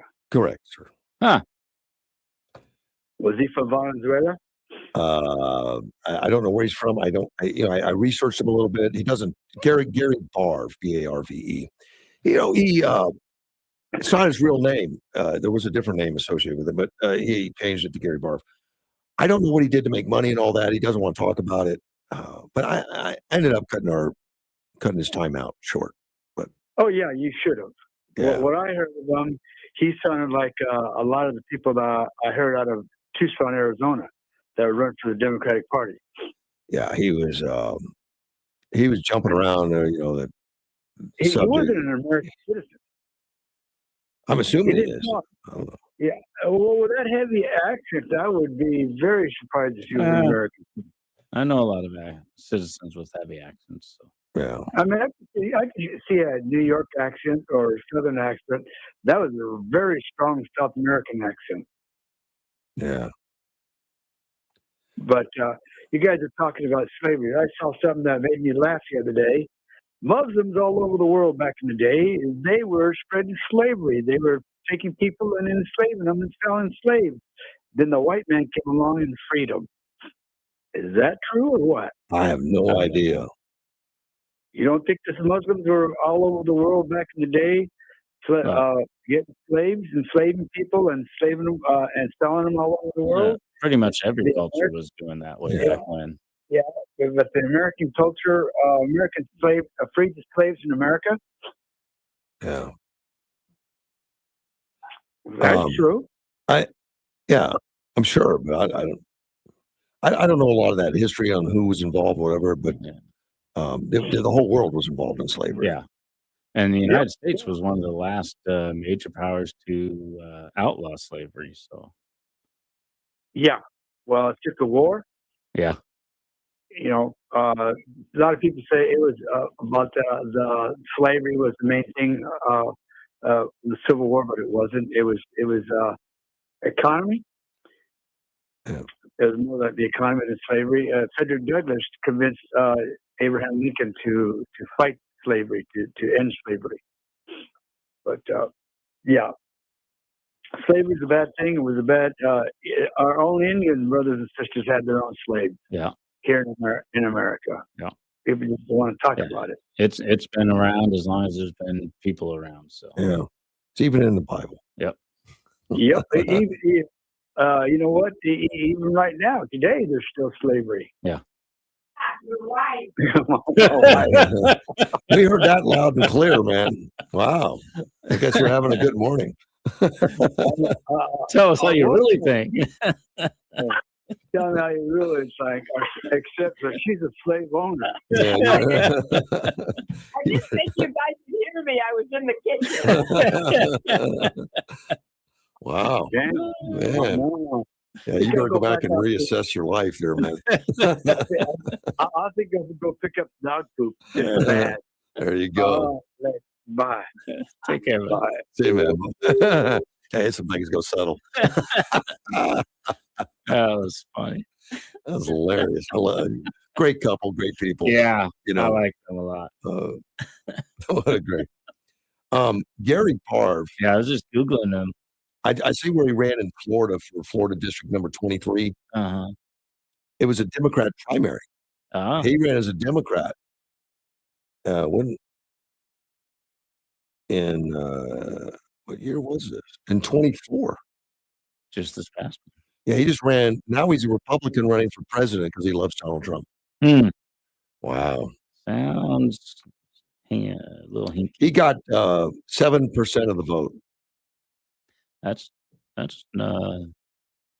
noticeable. Well, yeah, he came in last. Yeah. There were 7 people. 6 running. He was tied actually with the guy that 2 of them.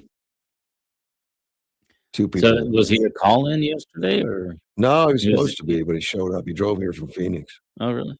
Yeah, I guess he lived in Florida last year, but now he's here. I met him in D.C. He was at the CPAC. Okay.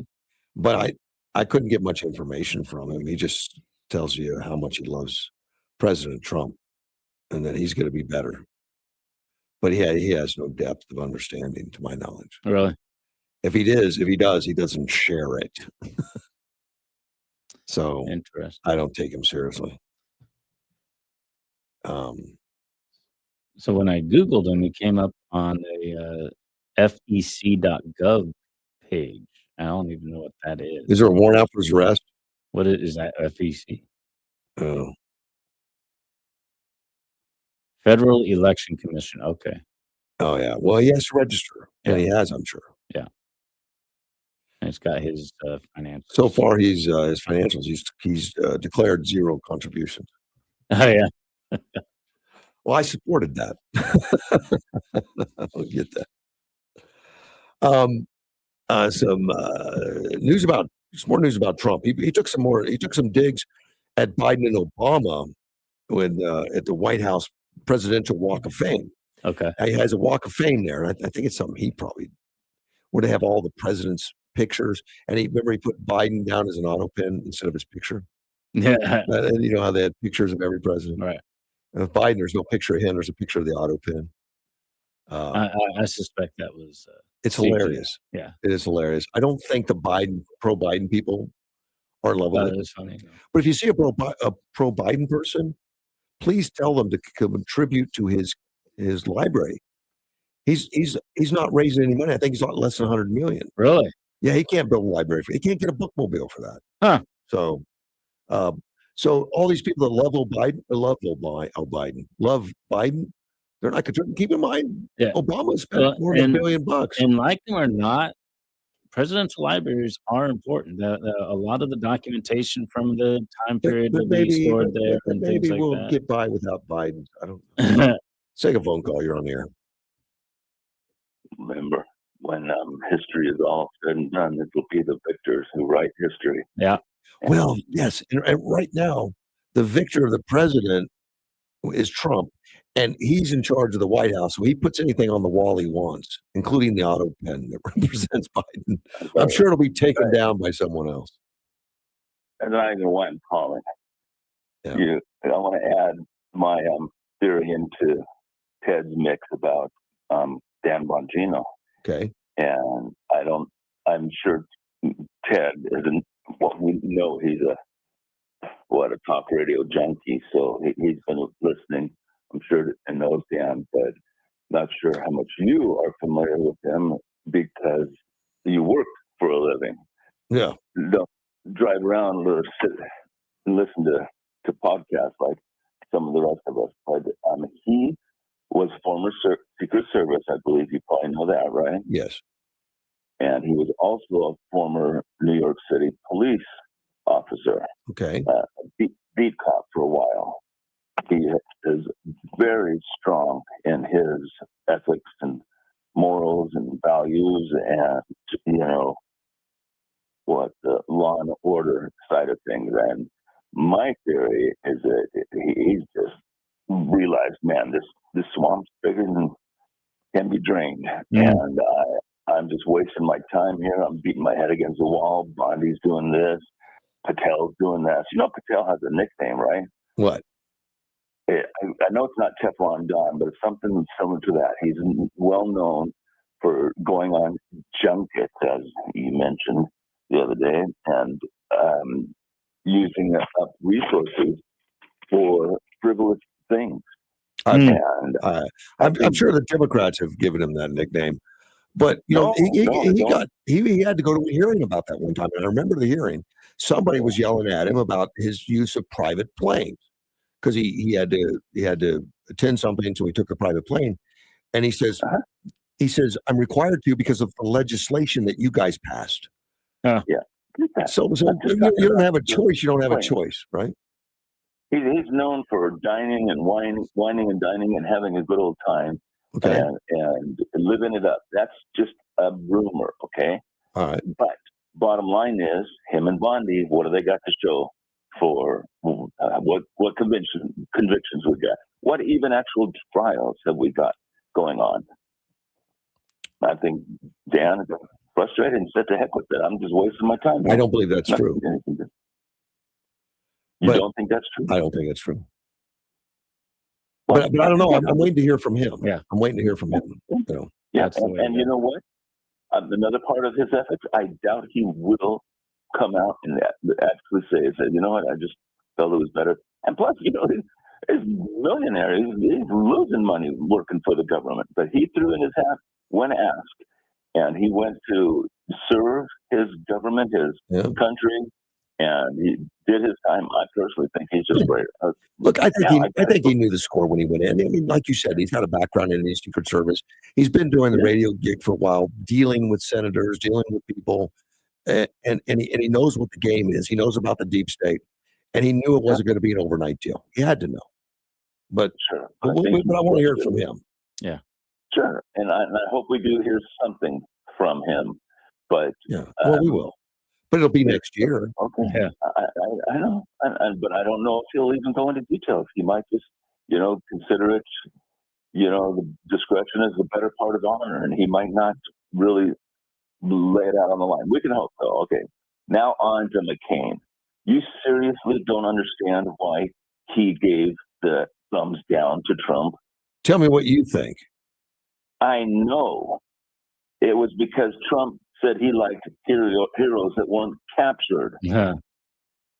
There was an animosity between them, a hatred. Well, that was my expectation. Was it was anti-Trump? Yeah. The whole McCain family hates him because of that. Okay, I believe that. I mean, I think that's a possibility, but I don't know that McCain has really said anything other than.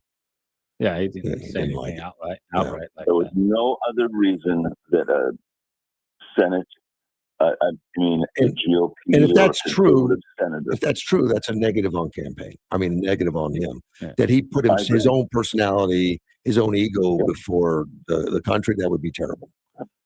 It wasn't just a thumbs down; it was a middle finger up. Mm-hmm. Well, the only thing I saw on camera was a thumbs down. But I understand what you're saying. I understand, but that was the point. Yeah. All right, buddy. Top Take care, man. I'll let you go. Bye. Oh man, again. Somebody else is watching the clock. Again. I got one comment from Chuck. Okay. When we talk about the Biden's library and all that, he said they are building the Biden's library. It's in the garage next to his Corvette. Thank you for that, Chuck. I'll be back. AM 560 KBLU.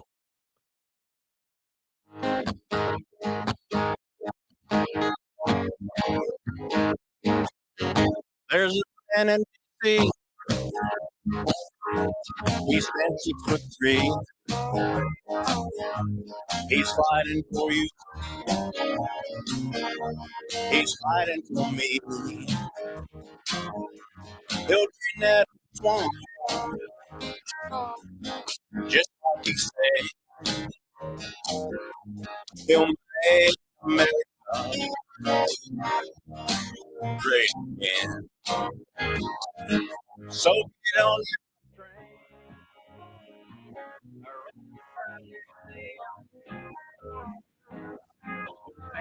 for you. And the fighting too. Yeah, get on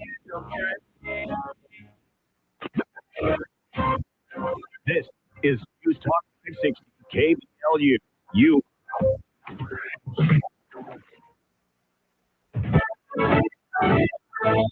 Are rising as inflation falling. I'm Jim Anthony, Fox News. House surging up around 200 points. We found that instead of a 3% increase in the annual rate of consumer prices last month, inflation reading just came up for November, 2.7% from a year earlier. Fox's Rich Inman at the White House. So President Trump told us last night he's bringing prices down.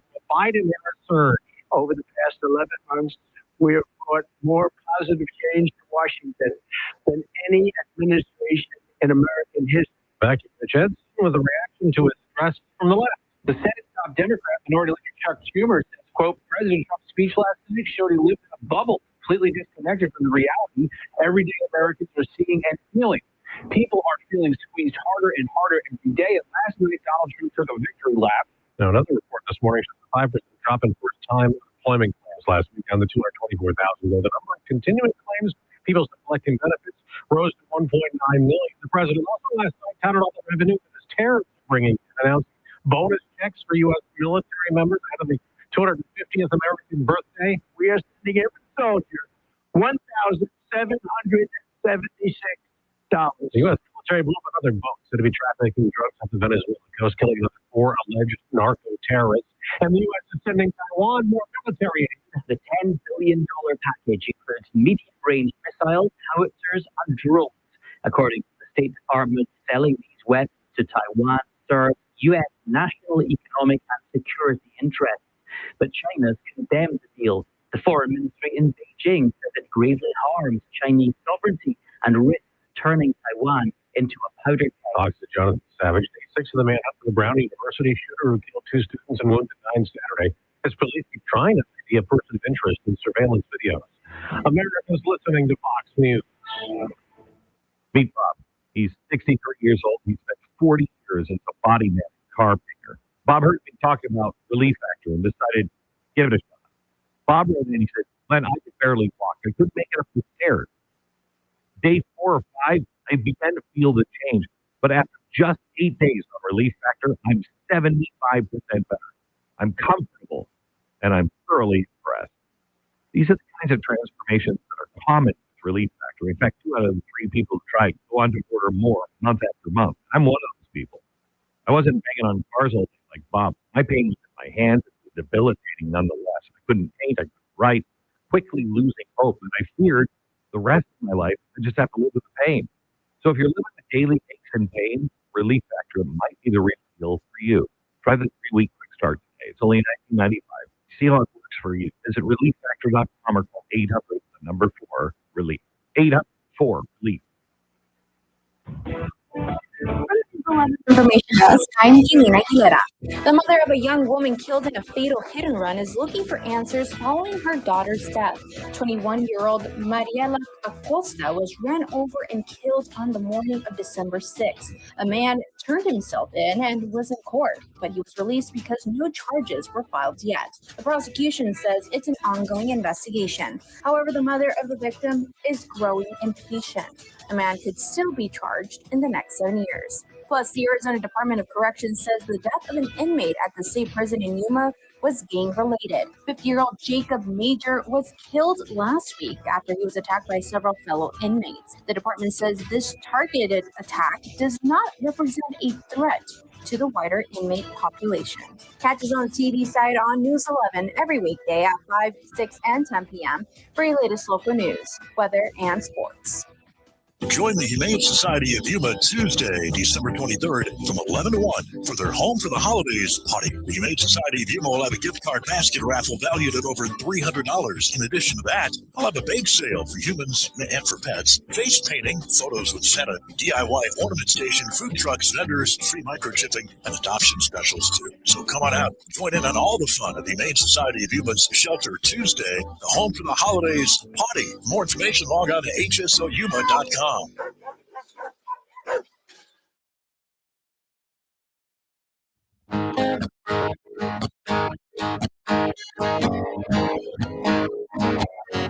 There's a man in D.C. He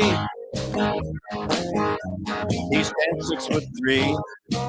Hey, I'm 560 KPL. You Russ Clark with you. I can't believe it's 8 o'clock. Yeah, Chris, it's 8 o'clock. And it goes way too fast. Yep. I started talking about the fresh digs on Biden and Obama for Trump. Mhm. I say digs, I mean insult. Right. We already did the auto pin that's plaque. Yeah. But he's adding extra plaques to the picture of the auto pin. He writes, Sleepy Joe Biden, this is on the wall, engraved. Sleepy Joe Biden was by far the worst president in American history. Biden oversaw a series of unprecedented disasters that brought our nation to the brink of destruction. His policies caused the highest inflation ever recorded, leading the U.S. dollar to lose more than 20% of its value in 4 years. Nicknamed both Sleepy and Crooked, Joe Biden was dominated by his radical left handlers. They and their allies in the fake news media attempted to cover up his severe mental decline and his unprecedented use of the auto pen. Following his humiliating debate loss to President Trump in the big June 2024 debate, he was forced to withdraw from the campaign for re-election in disgrace. Doesn't sound like Joe's family wrote it. He put that on the wall in the White House. That's not cool. I kind of like it, but it's temporary. Yeah. I mean, he'll be gone when he leaves. I'm sure he'll take that with him. But he can't legally. Yeah. Let's take a phone call. You're on the air. Russ, Yes. do you have my fix? Man, I thought we didn't talk about that on the I'm feeling itchy, man. I'm scratching everywhere. I'm a junkie, man. I'm a junkie. I just came in from building my solar reactor out back. Oh yeah. And I just want to know, why did he leave? Who? Why did who leave?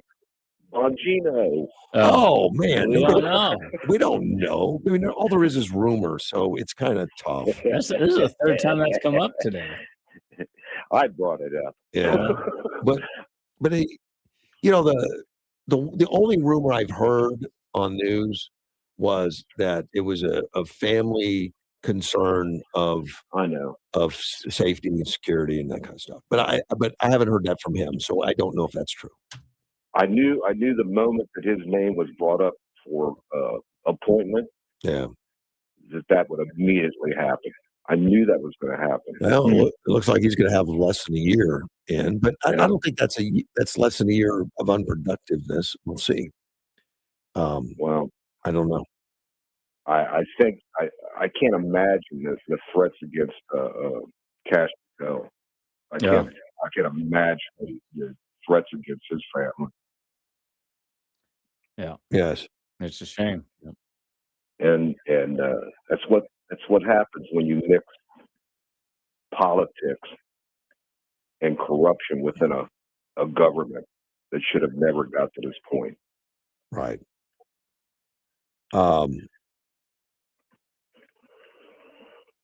It shouldn't have gone, but it's deeper than people think. It's harder than people think.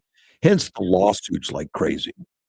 and they go to the same judges and getting things. Every time he writes an executive order, I mean, I don't think that executive order gets passed. It gets the ink dry before lawsuits are filed with. Right. Well, yeah, they're still blocking his 48 appointments. Yeah. The federal judges. Yeah. Well, the same thing's happening without all these different offices, the FBI and everything else. From what I've read, is that there's so much deep state in there and so much politics that they're going to trip, and thwart and try to push away, and it's going to take time to sort all that through, because the presidents change every 4 years, so Congress changes. These deep state guys may have been there for 20 years. Right. They're sitting at a desk and they're going to pick up a phone and cause problems. They're going to, get in the way of the politics, and they shouldn't. It should be non-political, but it's not reality. But like I say, I think the leash stretched and it was broken. He just had to go back because he saw what the upper echelon within this government is all about. Yeah. And it wasn't going to be productive to him. And I think that was a good decision that he made, probably. Yeah. Yeah. It would be nice to be able to say, no, that's crazy, that the upper echelon is obviously fantastic, but we live in a real world and we can. Right. That's a possibility. Mm-hmm. I think he had an agenda, and it kind of explained to him that it wasn't going to get the backing that he thought he was going to get. Yeah. Unfortunately, but sometimes you got to throw the child out with the dishwater. Yeah. Oh, really? Okay. Yeah. I haven't heard that phrase said that way before. Yeah, Ted's throwing his kids out. Well, just one of them. The digs to Biden, of course, aren't the only ones. Obama got some too. Now they didn't take his picture. Okay. They used his official picture. He did write, as president, he passed the highly ineffective Unaffordable Care Act, resulting in his party losing control of both houses of Congress and the election of the largest House Republican majority since 1946. Obama also spied in on the 2016 presidential campaign of Donald J. Trump and presided over the creation of the Russia hoax, the worst political scandal in American history. His handpicked successor, Hillary Rodham Clinton, would then lose to the presidency to Donald J. Trump. Well, and all of that is Trump being Trump, but we also lost our AAA rating under Obama. Obama was caught spying on Merkel in Germany, just one thing after another that he just totally flubbed on, and people just like, no, that's okay. They gave him a free pass. He was not the Messiah that people made him out to be. I am glad that we got to the point in history where a black man was able to be elected Really? president. Doesn't matter to me. Not that particular black It doesn't man, matter to me. No, What does race matter? well, to see us go from slavery to a black man president in what 100 and Yeah, I mean, okay. it demonstrates growth in I have as a nation. no problems with somebody black being president, but No. I don't think it's a I criteria. didn't think he should. No.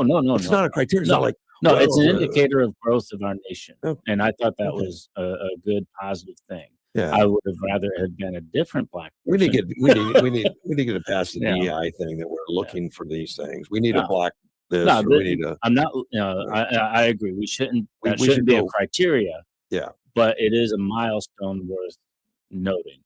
I would have, we talked about McCain earlier. I would have really loved to have seen McCain pick Condoleezza Rice as running mate.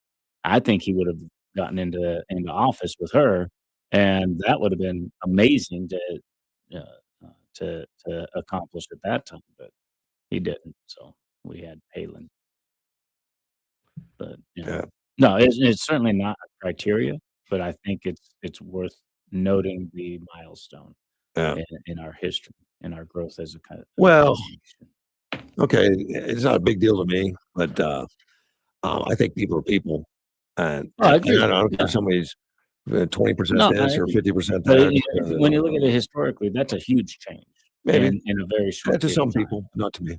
Well, I mean, you're not history. I don't. I am. Historically, I'm it's a part big of deal. it.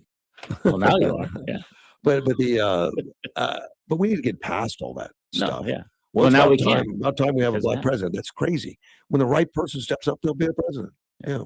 And if we start forcing it, then we get DEI We're not results. forcing it. I'm saying Well, it's. there's many people that voted because he was black. Oh, I agree. Yeah. And then you get a forced it. Yeah. And then that's not good. I don't think. Let's take a phone call. You're on the air. Good morning. Good morning. Hello. It must have been Carl.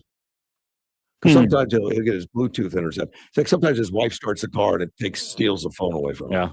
Yeah. Well, I get to write about President. Well, somebody's back. Reed. That's probably Carl. Let's take a phone call. You're on the air. I'm on the air already? Yeah, man. We answer direct just to surprise you. Hey, you know what? I haul curtains from Salinas to here, and I'm just leaving. I'm about 20 miles outside of town. But hey, you know, I wanted to tell, wasn't there a co-host, a lady co-host in the morning? Yes, there's been a few. Okay, well, you guys were talking about solar panels a while ago. Uh-huh. Yeah, well, you know, they have plug and play solar panels because she was saying she was in an apartment and she couldn't have solar panels. You absolutely can. $1,200. You plug it in, you make a little stand, and it's there and collects none. It generates about 800 watts of energy. But anyway, you know, I agree with you, the main host. I don't know you guys' name because I'm not that familiar. I don't live here, so sorry. I'm Sorry Russ, and that's Chris. But yeah, Russ and Chris. Hey, I'm with. I don't care about the race thing because I'm half black, half white. Been raised in a black neighborhood and a white neighborhood. Yeah. But let me tell you this about the guy that called. Do I have about 30 seconds? You go, man. Yes. Okay. Listen. There's a lot of things that people don't understand about black, white, Chinese. There's all kinds of learning differences between the two. But let me tell you geographically, the black people, he was right about the black people, about how they're jittering around. Well, look at an Alaskan Husky that pulls sleighs. They're all jittery because they got something to do. The black people were made for hunting, for doing long, drawn out. They need to be geared up. They have a hard time settling down. That's including me. My mom was German. She was white. My dad's black. Okay, but I've seen all kinds of stuff, and I've studied it and read about it. The black people, you take those women that carry buckets on their head for miles. You don't just get there. You have to be geared for that. So it's not really always a disrespecting. Some things like in Kaepernick, it is disrespect. But some of those guys are just so wound up to get up and go. Look at the Alaskan Husky. Designed by DNA to get up and go. You have to calm them down to get them to settle down. So it's not always just disrespect. Now, a lot of those folks are disrespectful, and a lot of them end up acting stupid because they don't understand themselves and they can't calm themselves down. They need to learn how to have self-control. They need to learn self-control, that it's important, that one decision can ruin your whole life. A lot of these people aren't told this kind of stuff. So anyway, a lot of that is geographical, and it's why they have a lot of high blood pressure. I have to tell myself, hey, relax. But when I get going on something, man, I get going on it. But when I relax, I know how to relax, too. You have to be able to do both. That's right. So a lot of that... yeah, you better just calm down. Hey, but thanks for taking my call, you guys. I really appreciate it. Thank you for calling, man. Take care, buddy. All right. Yeah. There you go. A truck driver that identifies as half black. Yeah. Which is always interesting because, you know, we put everyone in these boxes. This side or that side. Yeah, you're black and white, you know. And I remember having a Tiger Woods, you know, he said, well, it's great to have a black guy. I said, well, I'm Asian. Yeah. No, you can't be Asian. Yeah. You got to be one of us. And it's interesting that people pick, you know, when there's a mixed race and they pick the one race to call, you know, oh, that's black guy. No, I'm mixed. I'm black and white. Why didn't you say I'm a white guy? That, you know, the whole. There's no rules. Yeah. There's no rules, and everybody has their own way on it. But it comes to my mind. Dwayne Johnson, The Rock. Yeah. I didn't know he was a black guy. Is he? Yeah. I thought he was Hawaiian. or Polynesian or something like that. Polynesian or But something, yeah. somebody said he's a black guy, and he. I don't know. It's hard to keep track of it, and to me, it's like interesting, but it doesn't matter. Yeah. I mean, it's interesting. Yeah. But your success comes from being an actor. Yeah. Or a Yeah. fighter, Yeah, whatever it is. That's your success, and your history is always interesting, but it's not what makes Well, and, you. your cultural background, your family history, that makes you part of who you are. But Yeah. But then it's the content of your character that makes you a person in society. This caller talking about biologically, there's a need to move and things like that. It reminds me of I forget his name, but it was an old a broadcaster years ago, like in the 80s, 70s, and 80s, and he made the comment that black guys have more of a fast twitch type of muscle construction. There is, and the media, everybody just turned on him, and he was a long-term, well-respected sports broadcaster. Yeah. Ended his career. But I think there's truth to it. Archaeologists can look at the skeleton and tell race. Yeah. Because there are some difference. I mean, at the end of the day, we're all Homo sapien, we're all human. Yeah. But we adapt to where we live. That's why the skin colors are different, because we adapted to the different sun sure about input. that? I don't know. Historically, yeah. And I do know there was somebody doing research one time on cognitive ability between men and women, on why men do more leadership roles, like CEOs and presidents and all that. It's high percentage males. And I remember the feminists at the time were just outraged, like, how dare you do a study? Right. Well, don't we want to know? Yeah. Don't we want to know? Is there a difference? If it's cultural, then that can be adjusted. If it's biological, then we can't blame the culture. They were fuming mad, like, well, what if you have a daughter? Well, we'd want to know.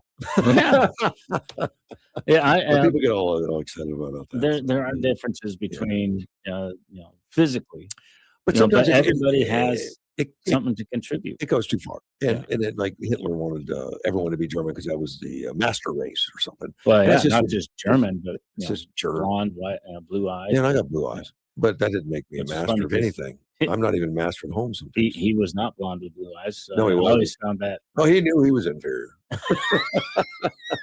And now everyone else does too. He knew he had problems. Whatever. But I think we put too much emphasis on it because, whether there's a propensity of whatever, better fast twitch muscles, whatever like that. There's you never know. Right. Well, and you get Larry Bird that becomes a superstar. Right. That's what I was going to say. It doesn't matter how somebody is born. They might be, their body might be, have an advantage this way or that way. But then it's how you live, the choices you make, the culture you grow up in, the education you get. All of that overpowers. I'm still looking for the DEI basketball team. You got to have an Asian. Yeah. Let's put that in there. Yeah, but that's one thing that I do like about sports is you earn your position. Wow, and so she should do everything in life by earning it. Yeah. It should be a meritocracy everywhere. And I know I've seen some of these interviews before when they go to college students that are pro DEI. Mm-hmm. They said, "Well, what about the football team?" Right. Well, that's different because that's about skill. Everything isn't everything. Yeah, should be. Yeah. See, that's why they're in college, because they still have a lot to learn. Yeah, but then you worry about what they're learning. Yeah, when you get brain surgery, you want the skill to matter, not the ethnicity. Doesn't matter.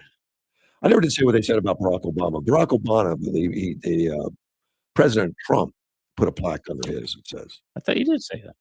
Yeah, he was. You did talk about that. I did. Okay. I got that done. Next one. You're exactly right. I got more. Border security. Do you notice, like, during Trump's first term, border security was mentioned like every night on the news on how unnecessary, you don't need it, walls don't work. When he was trying to build the wall. Yeah, he wouldn't give him the money. He had to fight for it. He had to shuffle defense funds around to get it. Going to get Mexico to pay for it. Got Mexico to never paid a dime. Although Mexico did do a lot with assisting, not for the wall, but with Right. the immigration with border They did. control. They So, did. I agree. but you don't hear anything about it now. I mean, nobody's talking about it too much. It's out there. It's not a problem. Well, it's under Because heavy. it's fixed. No, To a large degree, No. it's much better than it was. Correct, from the first term. But the project was only half done. Right. The other half is getting done right now. Yeah. And but they don't talk about it because it's kind of hard to come up with the old "it doesn't work" program because It's working. It's a lie. Well, and I wouldn't say the wall is working. It's the enforcement and staying true to Right. our standards. Well, the wall is working, but it's only part of the But program. yeah, Correct. That's not what's fixing. Well, there's 5 everything new contracts out there right now to build the wall. to continue. They've been building the wall for months, and no Well, one years. A lot of Well, it the, stopped during Obama. Yeah. On day one, and then he threw everything away, sold it as scrap. Yeah. The stuff that was on the I ground. thought that was in Biden. I mean Biden. Biden. I do. I say Biden, Obama. Yeah, Oh, well, okay. It's all six, the same, six, man. 7. Let's take a phone call. You're on the air.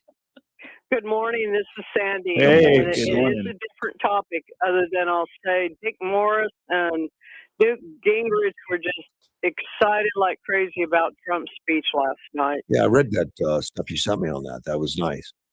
Good. Did you get a chance to see the video from the guy talking about gas in California? Nope. Okay, that would be a good one to go back and watch. I'm going to give you what I can remember about it.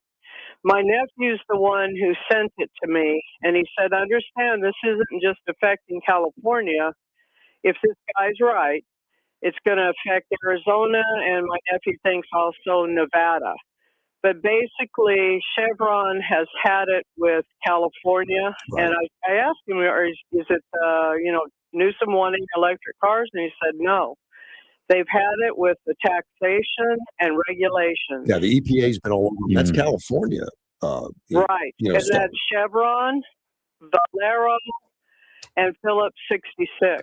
And what's happening is Chevron's leaving the state. Right. Their headquarters are going to go to Texas. The others are also, but even more so, not just their headquarters, they're going to shut down the refineries. And those are billions Now, of dollars. Billions of dollars. Yeah. Correct. And it's income that a lot of these, like cities get, not just the state.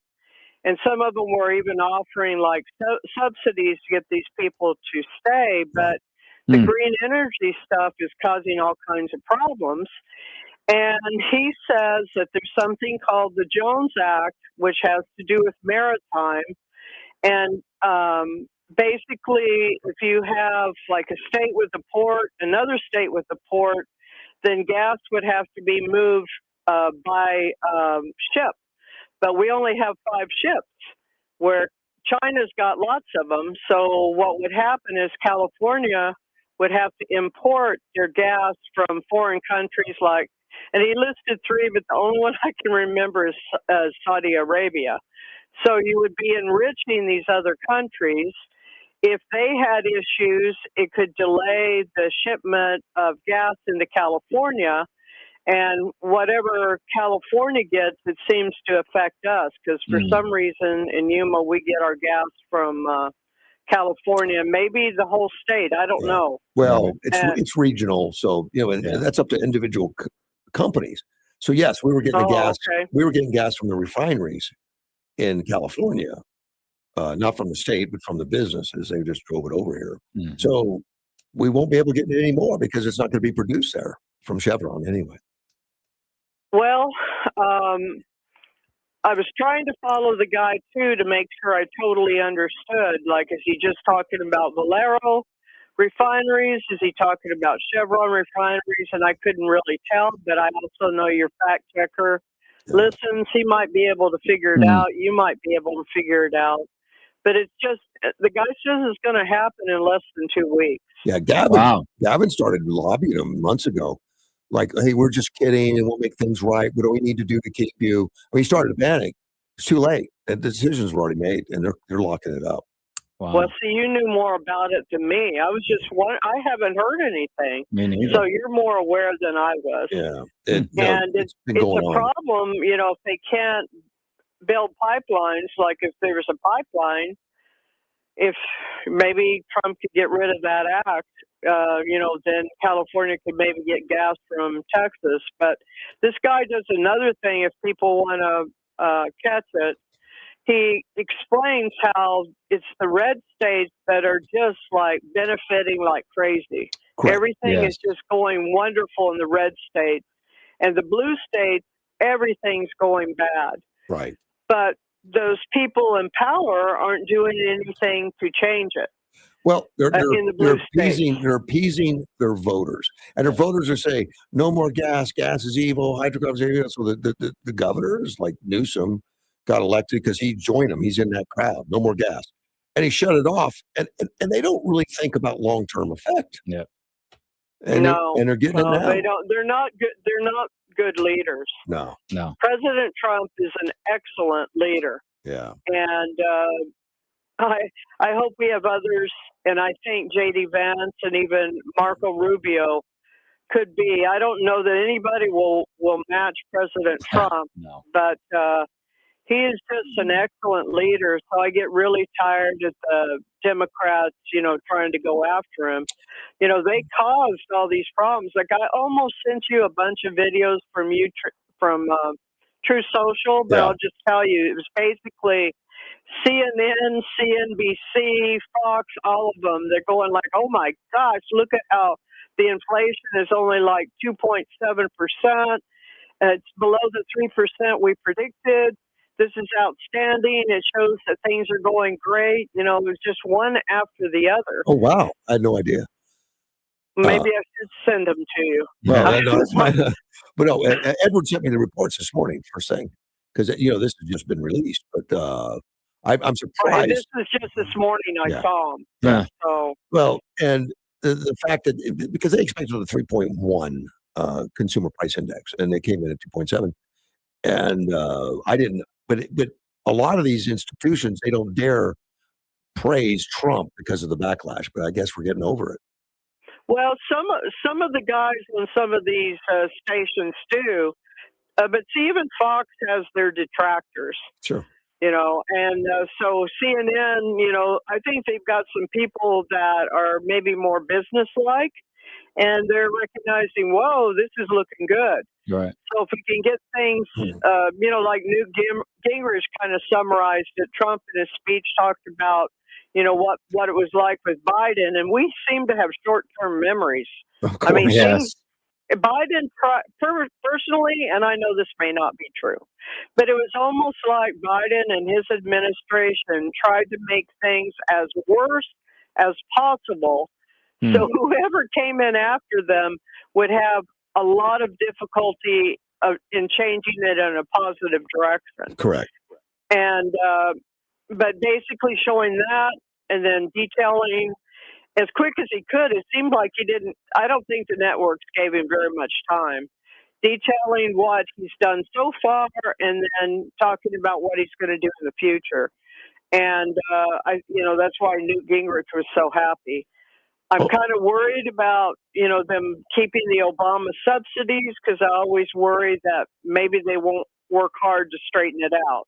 Because Obamacare was a big mistake. Well, and I know the Democrats don't want to get rid of it because it's Obama. Right. But if the 8 points that I read this morning are correct, within a year, people won't want Obamacare. They'll be going to other avenues for insurance. Well, I think a lot of people don't want it right now because of the expense. Yeah. I just hope it moves away from that.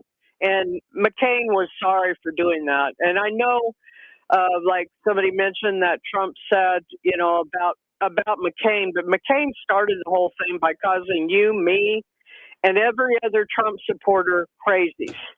He called us all crazies, and that bothered Trump, who was kind of a novice. Yeah. And reporter, well, what about this war veteran calling all of your supporters crazy? And then Trump did his reaction, which made the McCain family mad. Oh, but yeah. McCain had promised us over and over, which means McCain had absolutely no intent of following through on his promise that he would help get rid of Obamacare and get it replaced. Well, he would So have he if basically lied to us, lied to our base. if he was That's elected why I have president. so much contempt for him. Yeah, if he was elected president, he would have done it, but he didn't want Trump to do it. And that's unfortunate. And what Trump said at first was, well, I don't, I like fighter pilots who don't get shot down or something. That's well, how he was, caught off guard when this Yeah. guy says, well, what about this war veteran saying that all your supporters are crazy? Yeah. And Trump didn't like that, and he always wants to. He's different. A lot of people, like the people he attacks, are individual people who have attacked him. He doesn't. He's a He doesn't retaliatory. even attack a bunch of Democrats. Like a Democrat base. He's not that way. And so he was offended that his supporters were being attacked, and so he stood up for us. And maybe if he'd had different words, it might have been better, but. He was offended by that, and so was I. And I think McCain called us some other bad name, too. He did not like us at all. Yeah. And, I appreciate that Trump was trying to stand up for us because basically I believe that 99.9% of Trump supporters are intelligent, commonsensical, and maybe it's 100% of us. We just want the country to do better. Right. And the Democrats, I don't know that they want the country to do badly, but they just can't seem to. They just can't seem to make good decisions like Newsom. After the fact, after he's caused all this damage, then he tries to beg them to stay. Burning down that place and then not allowing anybody to rebuild. I mean, that's crazy. Right. And I just wish with all my heart that there was a way that in these blue states you could have people with common sense ideas who knew how to run things come into the state and these voters just wake up from their trance and understand, hey, this would be good for our state. Yeah. You need business to come in. You need your small business. You need your large business. Trying to get rid of them is a terrible mistake. And anyway, I wish that would happen. I don't know how to make it happen. There is a way to make it happen. It is live a good life here in a state where things are working. And when they see that, then they can learn from us. Well, some of them, what they do is they just leave. Yeah. And unfortunately, I've come to believe that they don't relate the politician being a Democrat to why they left. And then they bring their notions and they help to run like our state. No, I really think we were cheated in the 2020 election. I think it was fraud, but and I don't know how to get rid of them. Having two Democrat senators and a Democrat governor, and then having a Democrat attorney general that just wants to go after Trump and everybody related. They've just ruined Arizona from the way it used to be. And so, unfortunately, I think that's what happens. They just somehow don't connect, and then some of them want the same things they had in their blue state, and they start to erode a red state. Yeah. So I don't know. We need to figure out a way to change it, because just telling them don't come with your bad political ideas isn't working, like a lot of our people say. That doesn't seem to matter. Yeah, we got to get out there, and we got to vote the right way and make it public. Let people know we're voting this way, and these are the effects that it's having on us, and these are good things. And then when they start equating the way their lives are with the people that they elect, then things will change, and they're going to start paying more attention. I agree with that. Somehow we've got to get them to connect. Yeah. They're in such a trance, with this hatred for President Trump. I really believe they were hypnotized. I think somebody could go back. I know I sound weird, crazy, but sometimes they turn out to be right. if they could go back and see how people were talking about President Trump, a decade back, they might see, wait a minute, they were just putting out these notions. Maybe it was all part of hypnotizing people, because people were really thrilled with President Trump at the beginning, but the Democrat and the media just kept putting out falsehoods and kind of like hypnotized. Somehow it didn't affect us, though. Somehow we were immune to that, and the others were susceptible to it. So anyway, thank you, ma'am. No problem. Right. You guys have a great day. Right. Bye-bye. Bye. I need to take a break. We'll be right back. AM 560. Temperatures unseasonably warm continue this week with a high today of 82. 54 the overnight low tonight. Sunny and 81 on Friday, 52 on Friday night. Sunny weekend coming with 79 the high on both Saturday and Sunday. Life moves fast, and sometimes your mind needs a moment to catch up. At Onvita Health, we're making mental health care easier to reach, because asking for help shouldn't feel like the hardest step. More psychiatrists, a new inpatient facility, intensive outpatient therapy, because when care is within reach, brighter days are just ahead. Here's to better tomorrows.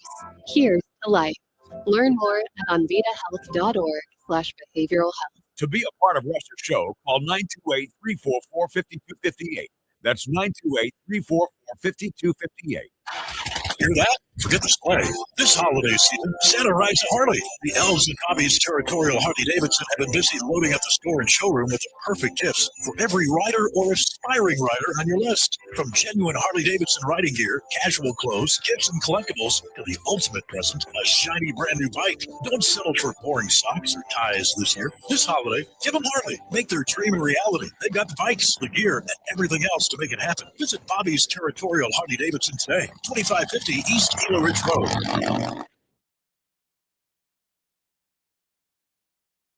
Since 1905, the Yuma County Chamber of Commerce has been the voice for business in Greater Yuma. Want to stay informed about Yuma's business community? The Chamber connects you with local leaders, business and marketing opportunities, and advocacy that ensures Yuma stays a great place for your business to grow and thrive. Serving all of Yuma and Yuma County, including the Kokopah and Kushan nations, the Chamber strengthens partnerships that move our region forward. Be part of Yuma's business network. Call Valeria or Ashley today at 928-782-2567. Join the Humane Society of Yuma Tuesday, December 23rd from 11 to 1 for their Home for the Holidays party. The Humane Society of Yuma will have a gift card basket raffle valued at over $300. In addition to that, they'll have a bake sale for humans and for pets, face painting, photos with Santa, DIY ornament station, food trucks, vendors, free microchipping, and adoption specials too. So come on out, join in on all the fun at the Humane Society of Yuma's Shelter Tuesday, the Home for the Holidays party. More information, log on to hsoyuma.com.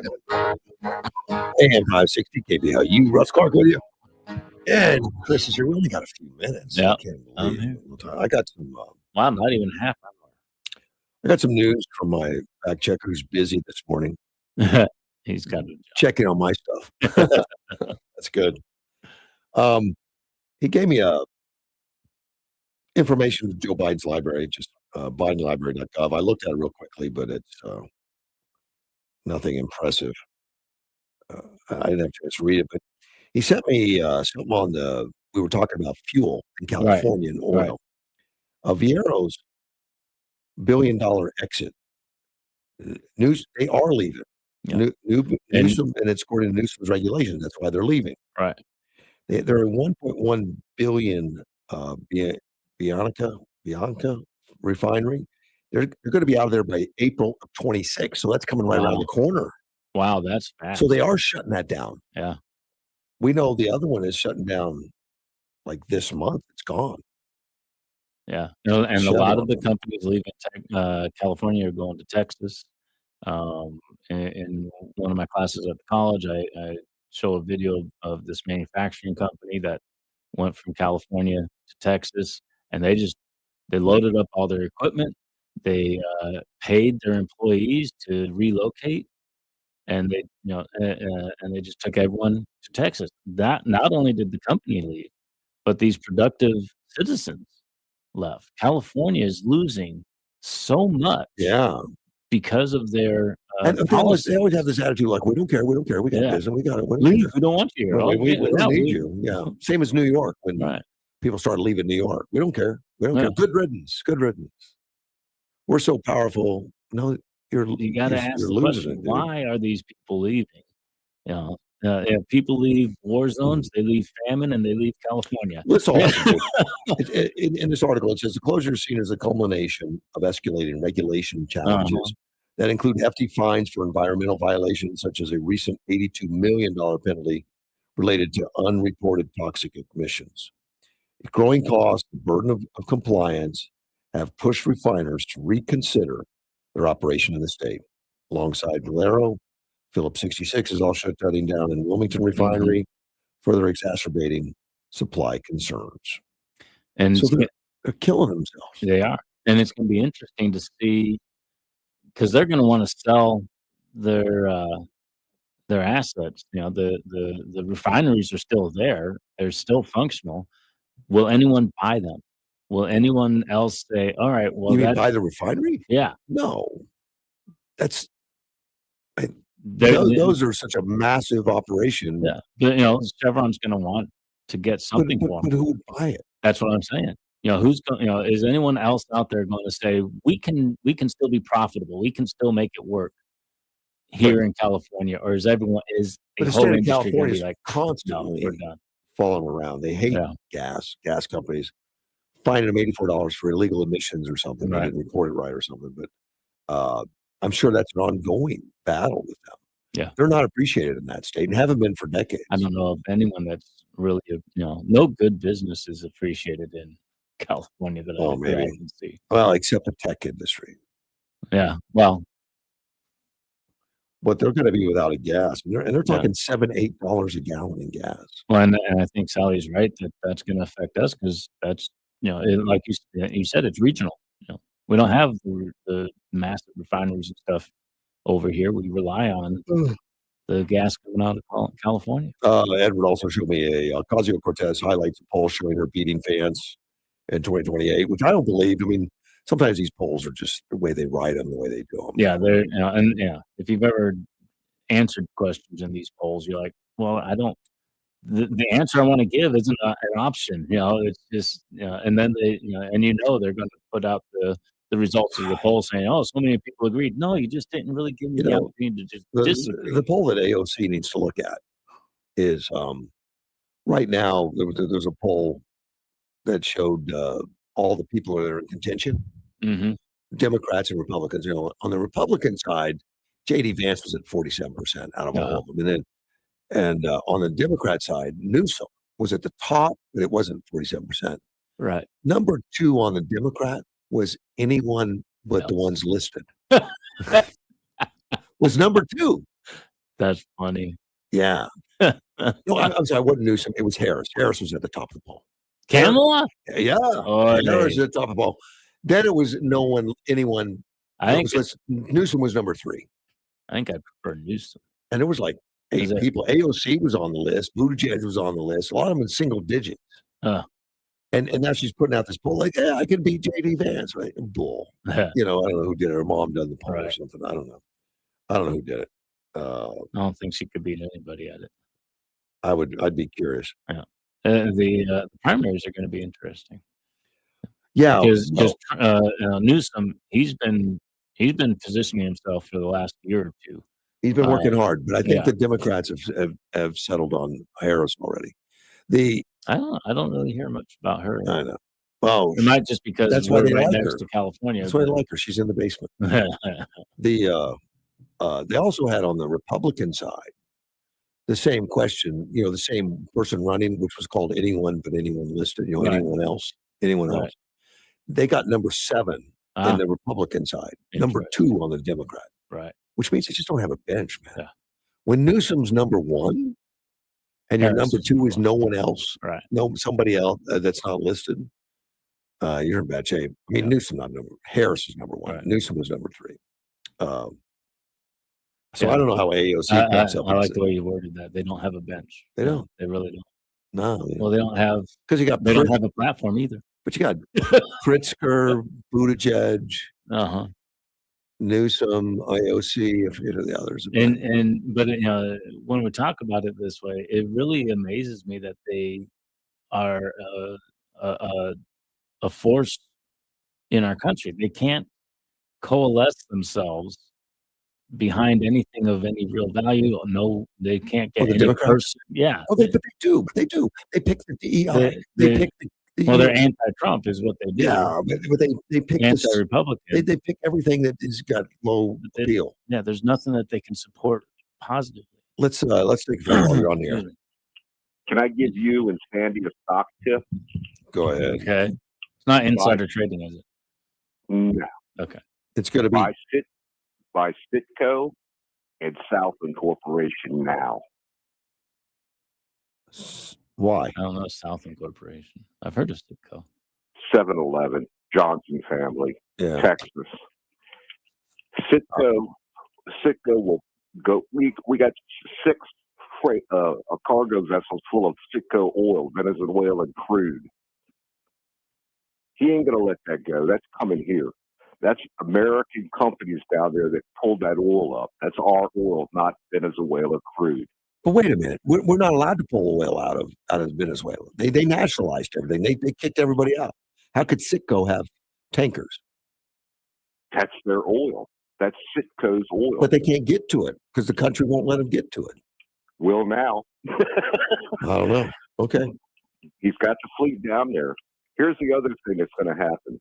Got an aircraft carrier coming through Taiwan. Yeah. He needs to go address that issue right now. You mean China does? Yeah. Yeah. Yeah. He needs to address that. That's their new aircraft carrier. It may flip over and sink. I don't know. But that happened recently. One of them flipped over. Was it an aircraft carrier that flipped over, or was it just another ship?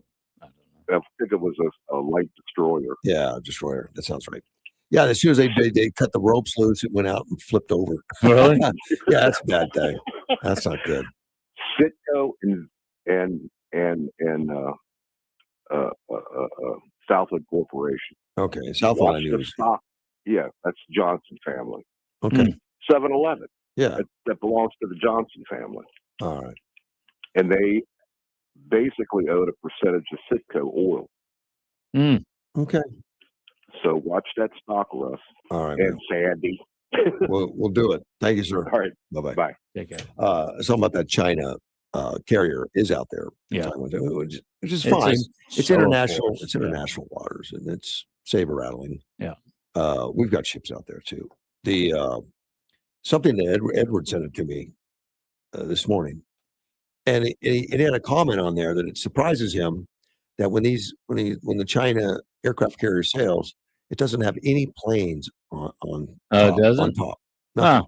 So there's nothing standing ready. Right. When you see any of our carriers out there at sea or whatever, they always have helicopters, airplanes, or something on the deck. So if they had to scramble, they're ready to go. Yeah. But I think that's. I mean, I don't know. I don't know why. But there's always plenty of room underneath. The hangars are underneath. There's elevators, and they put them underneath the deck. But there's always stuff. You would think you'd always want to have that ready because you could get attacked by anybody at any time. You always want to be loaded and ready. I don't know if they can get surprised because at least American carriers are not just a carrier; it's a whole carrier group. You've got a lot of you got destroyers around, submarines around, a lot of support craft. But they go out just ready. Yeah, we are ready to respond. And you're right, dude. When those things float, that's an amazing battle unit. I mean, they would take almost anything. When they get them close enough to get one picture, it's. I took a tour on an aircraft, one of those destroyers, a few years ago. I went out to Coronado Island and was able to take a trip on it. We got on it, went out to sea, and all that stuff. That's cool. And we're talking, and I interviewed the captain. And I talked to him a lot, and he said there's more firepower. They have like 97 cruise missiles on it. There's more firepower on this than like the fleet during World War II. The entire fleet together, we have more firepower. And I questioned him.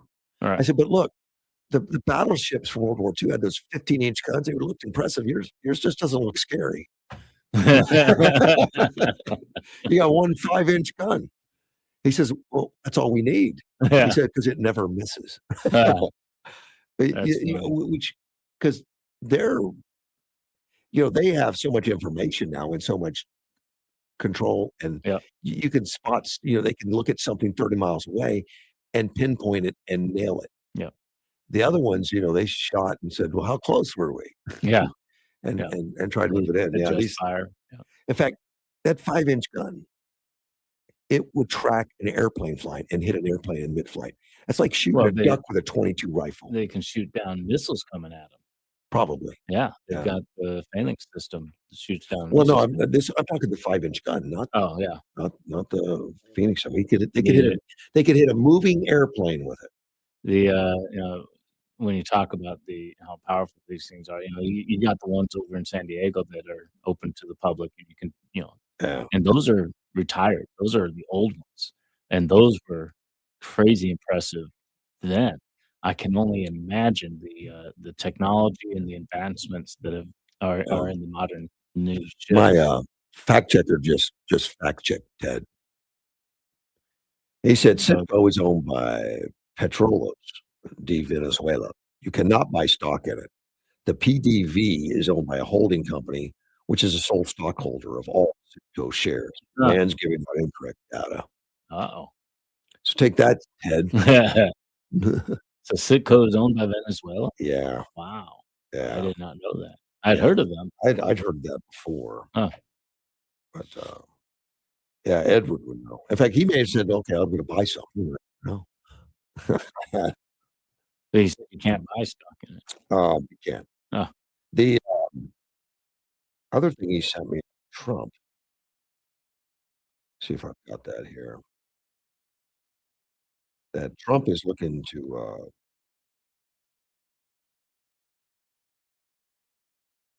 merge. Well, now it's all gone.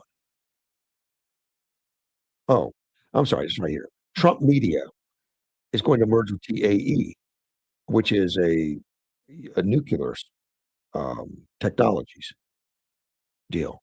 Media is social merging media. with The nuclear? media is going to merge with them, and it's one of the largest mergers ever, and the stock is soaring. Huh. Trump Media with an organization called TAE, and they're doing. And then his comment was, "Trump goes nuclear," literally. Huh. So I wonder what kind of technology you're talking about. Are they talking about those pocket nuclear things or something? I have no idea. I don't know anything about it. Well, and it seems strange that a media company would be merging with the nuclear company. Yeah, that's why they wrote it up as being the weirdest ever. That's interesting. But they're a startup. They're not. Just what I could tell, they're not really building just yet. Oh. They got the technology and they've got the stuff to do it. Oh, interesting. As far as the, let's see, right, Amber Energy, which boasts the backing of a group of strategic U.S. energy investors, including Florida-based Elliott Investment Management LP, won the bidding of the PDV assets in the holding group of Citgo, which is owned by Petróleos. And he says, but the question is, who controls the assets physically? Which I don't know how you go in and tell Venezuela. Yeah. So I'm sure he's all over that, trying to figure that out. Well, he likes that stuff, those kinds of puzzles anyway, for sure. Where's it going? What's happening with all that? Well, and and then throw in the wrinkle of Trump's blockade around Venezuela. Yeah. Who knows what's going to happen? Well, and when you got the president of the United States company buying something, like nuclear and stuff too. I mean, he has a lot of influence on what happens, don't happen. Those things almost have to be blind, I would think. Yeah, and you would hope, because there's a few conflict of interest. And someone asked me, can you clarify if Mexico paid for the walls Trump promised? No, he did not. No, they did. Sure seems Arizona's going purple. Democrat reps and senators are being chosen by the electorate. Kind of. I think they went a little purple. I think we're coming back red. Kind of. the midterms are gonna be a telling. It's not the Phoenix system, it's a phalanx. I thought you said phalanx. No, you said Phoenix. Did I? Yeah, I let it go. I meant phalanx. My listeners did not. Yeah.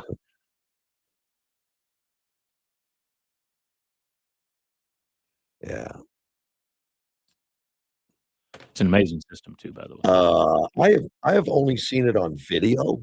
Yeah. I've never been up close to one when it was going off, but it fires so many rounds every second. It's just mind-boggling. And the sound is it just sounds like a mind-blowing. continuous Yeah. roar. But the wall of ammo in the air that put us up is it's like you can't miss. Well, and it's a wall of ammo going through the air. Yeah. But then it also targets and the two of them. It's two guns that come together and It seems like overkill to me, but that's what I would want is overkill. Yeah, I'd rather overkill the missile than the missile overkills our troops. Exactly right. Yeah. Hey, we're out of time, man. It's time to go. I know it goes by too fast. So now we got to go to work. I'll be back. What is it? Thursday. I'll be back tomorrow. I'll be back next 560 KBOU.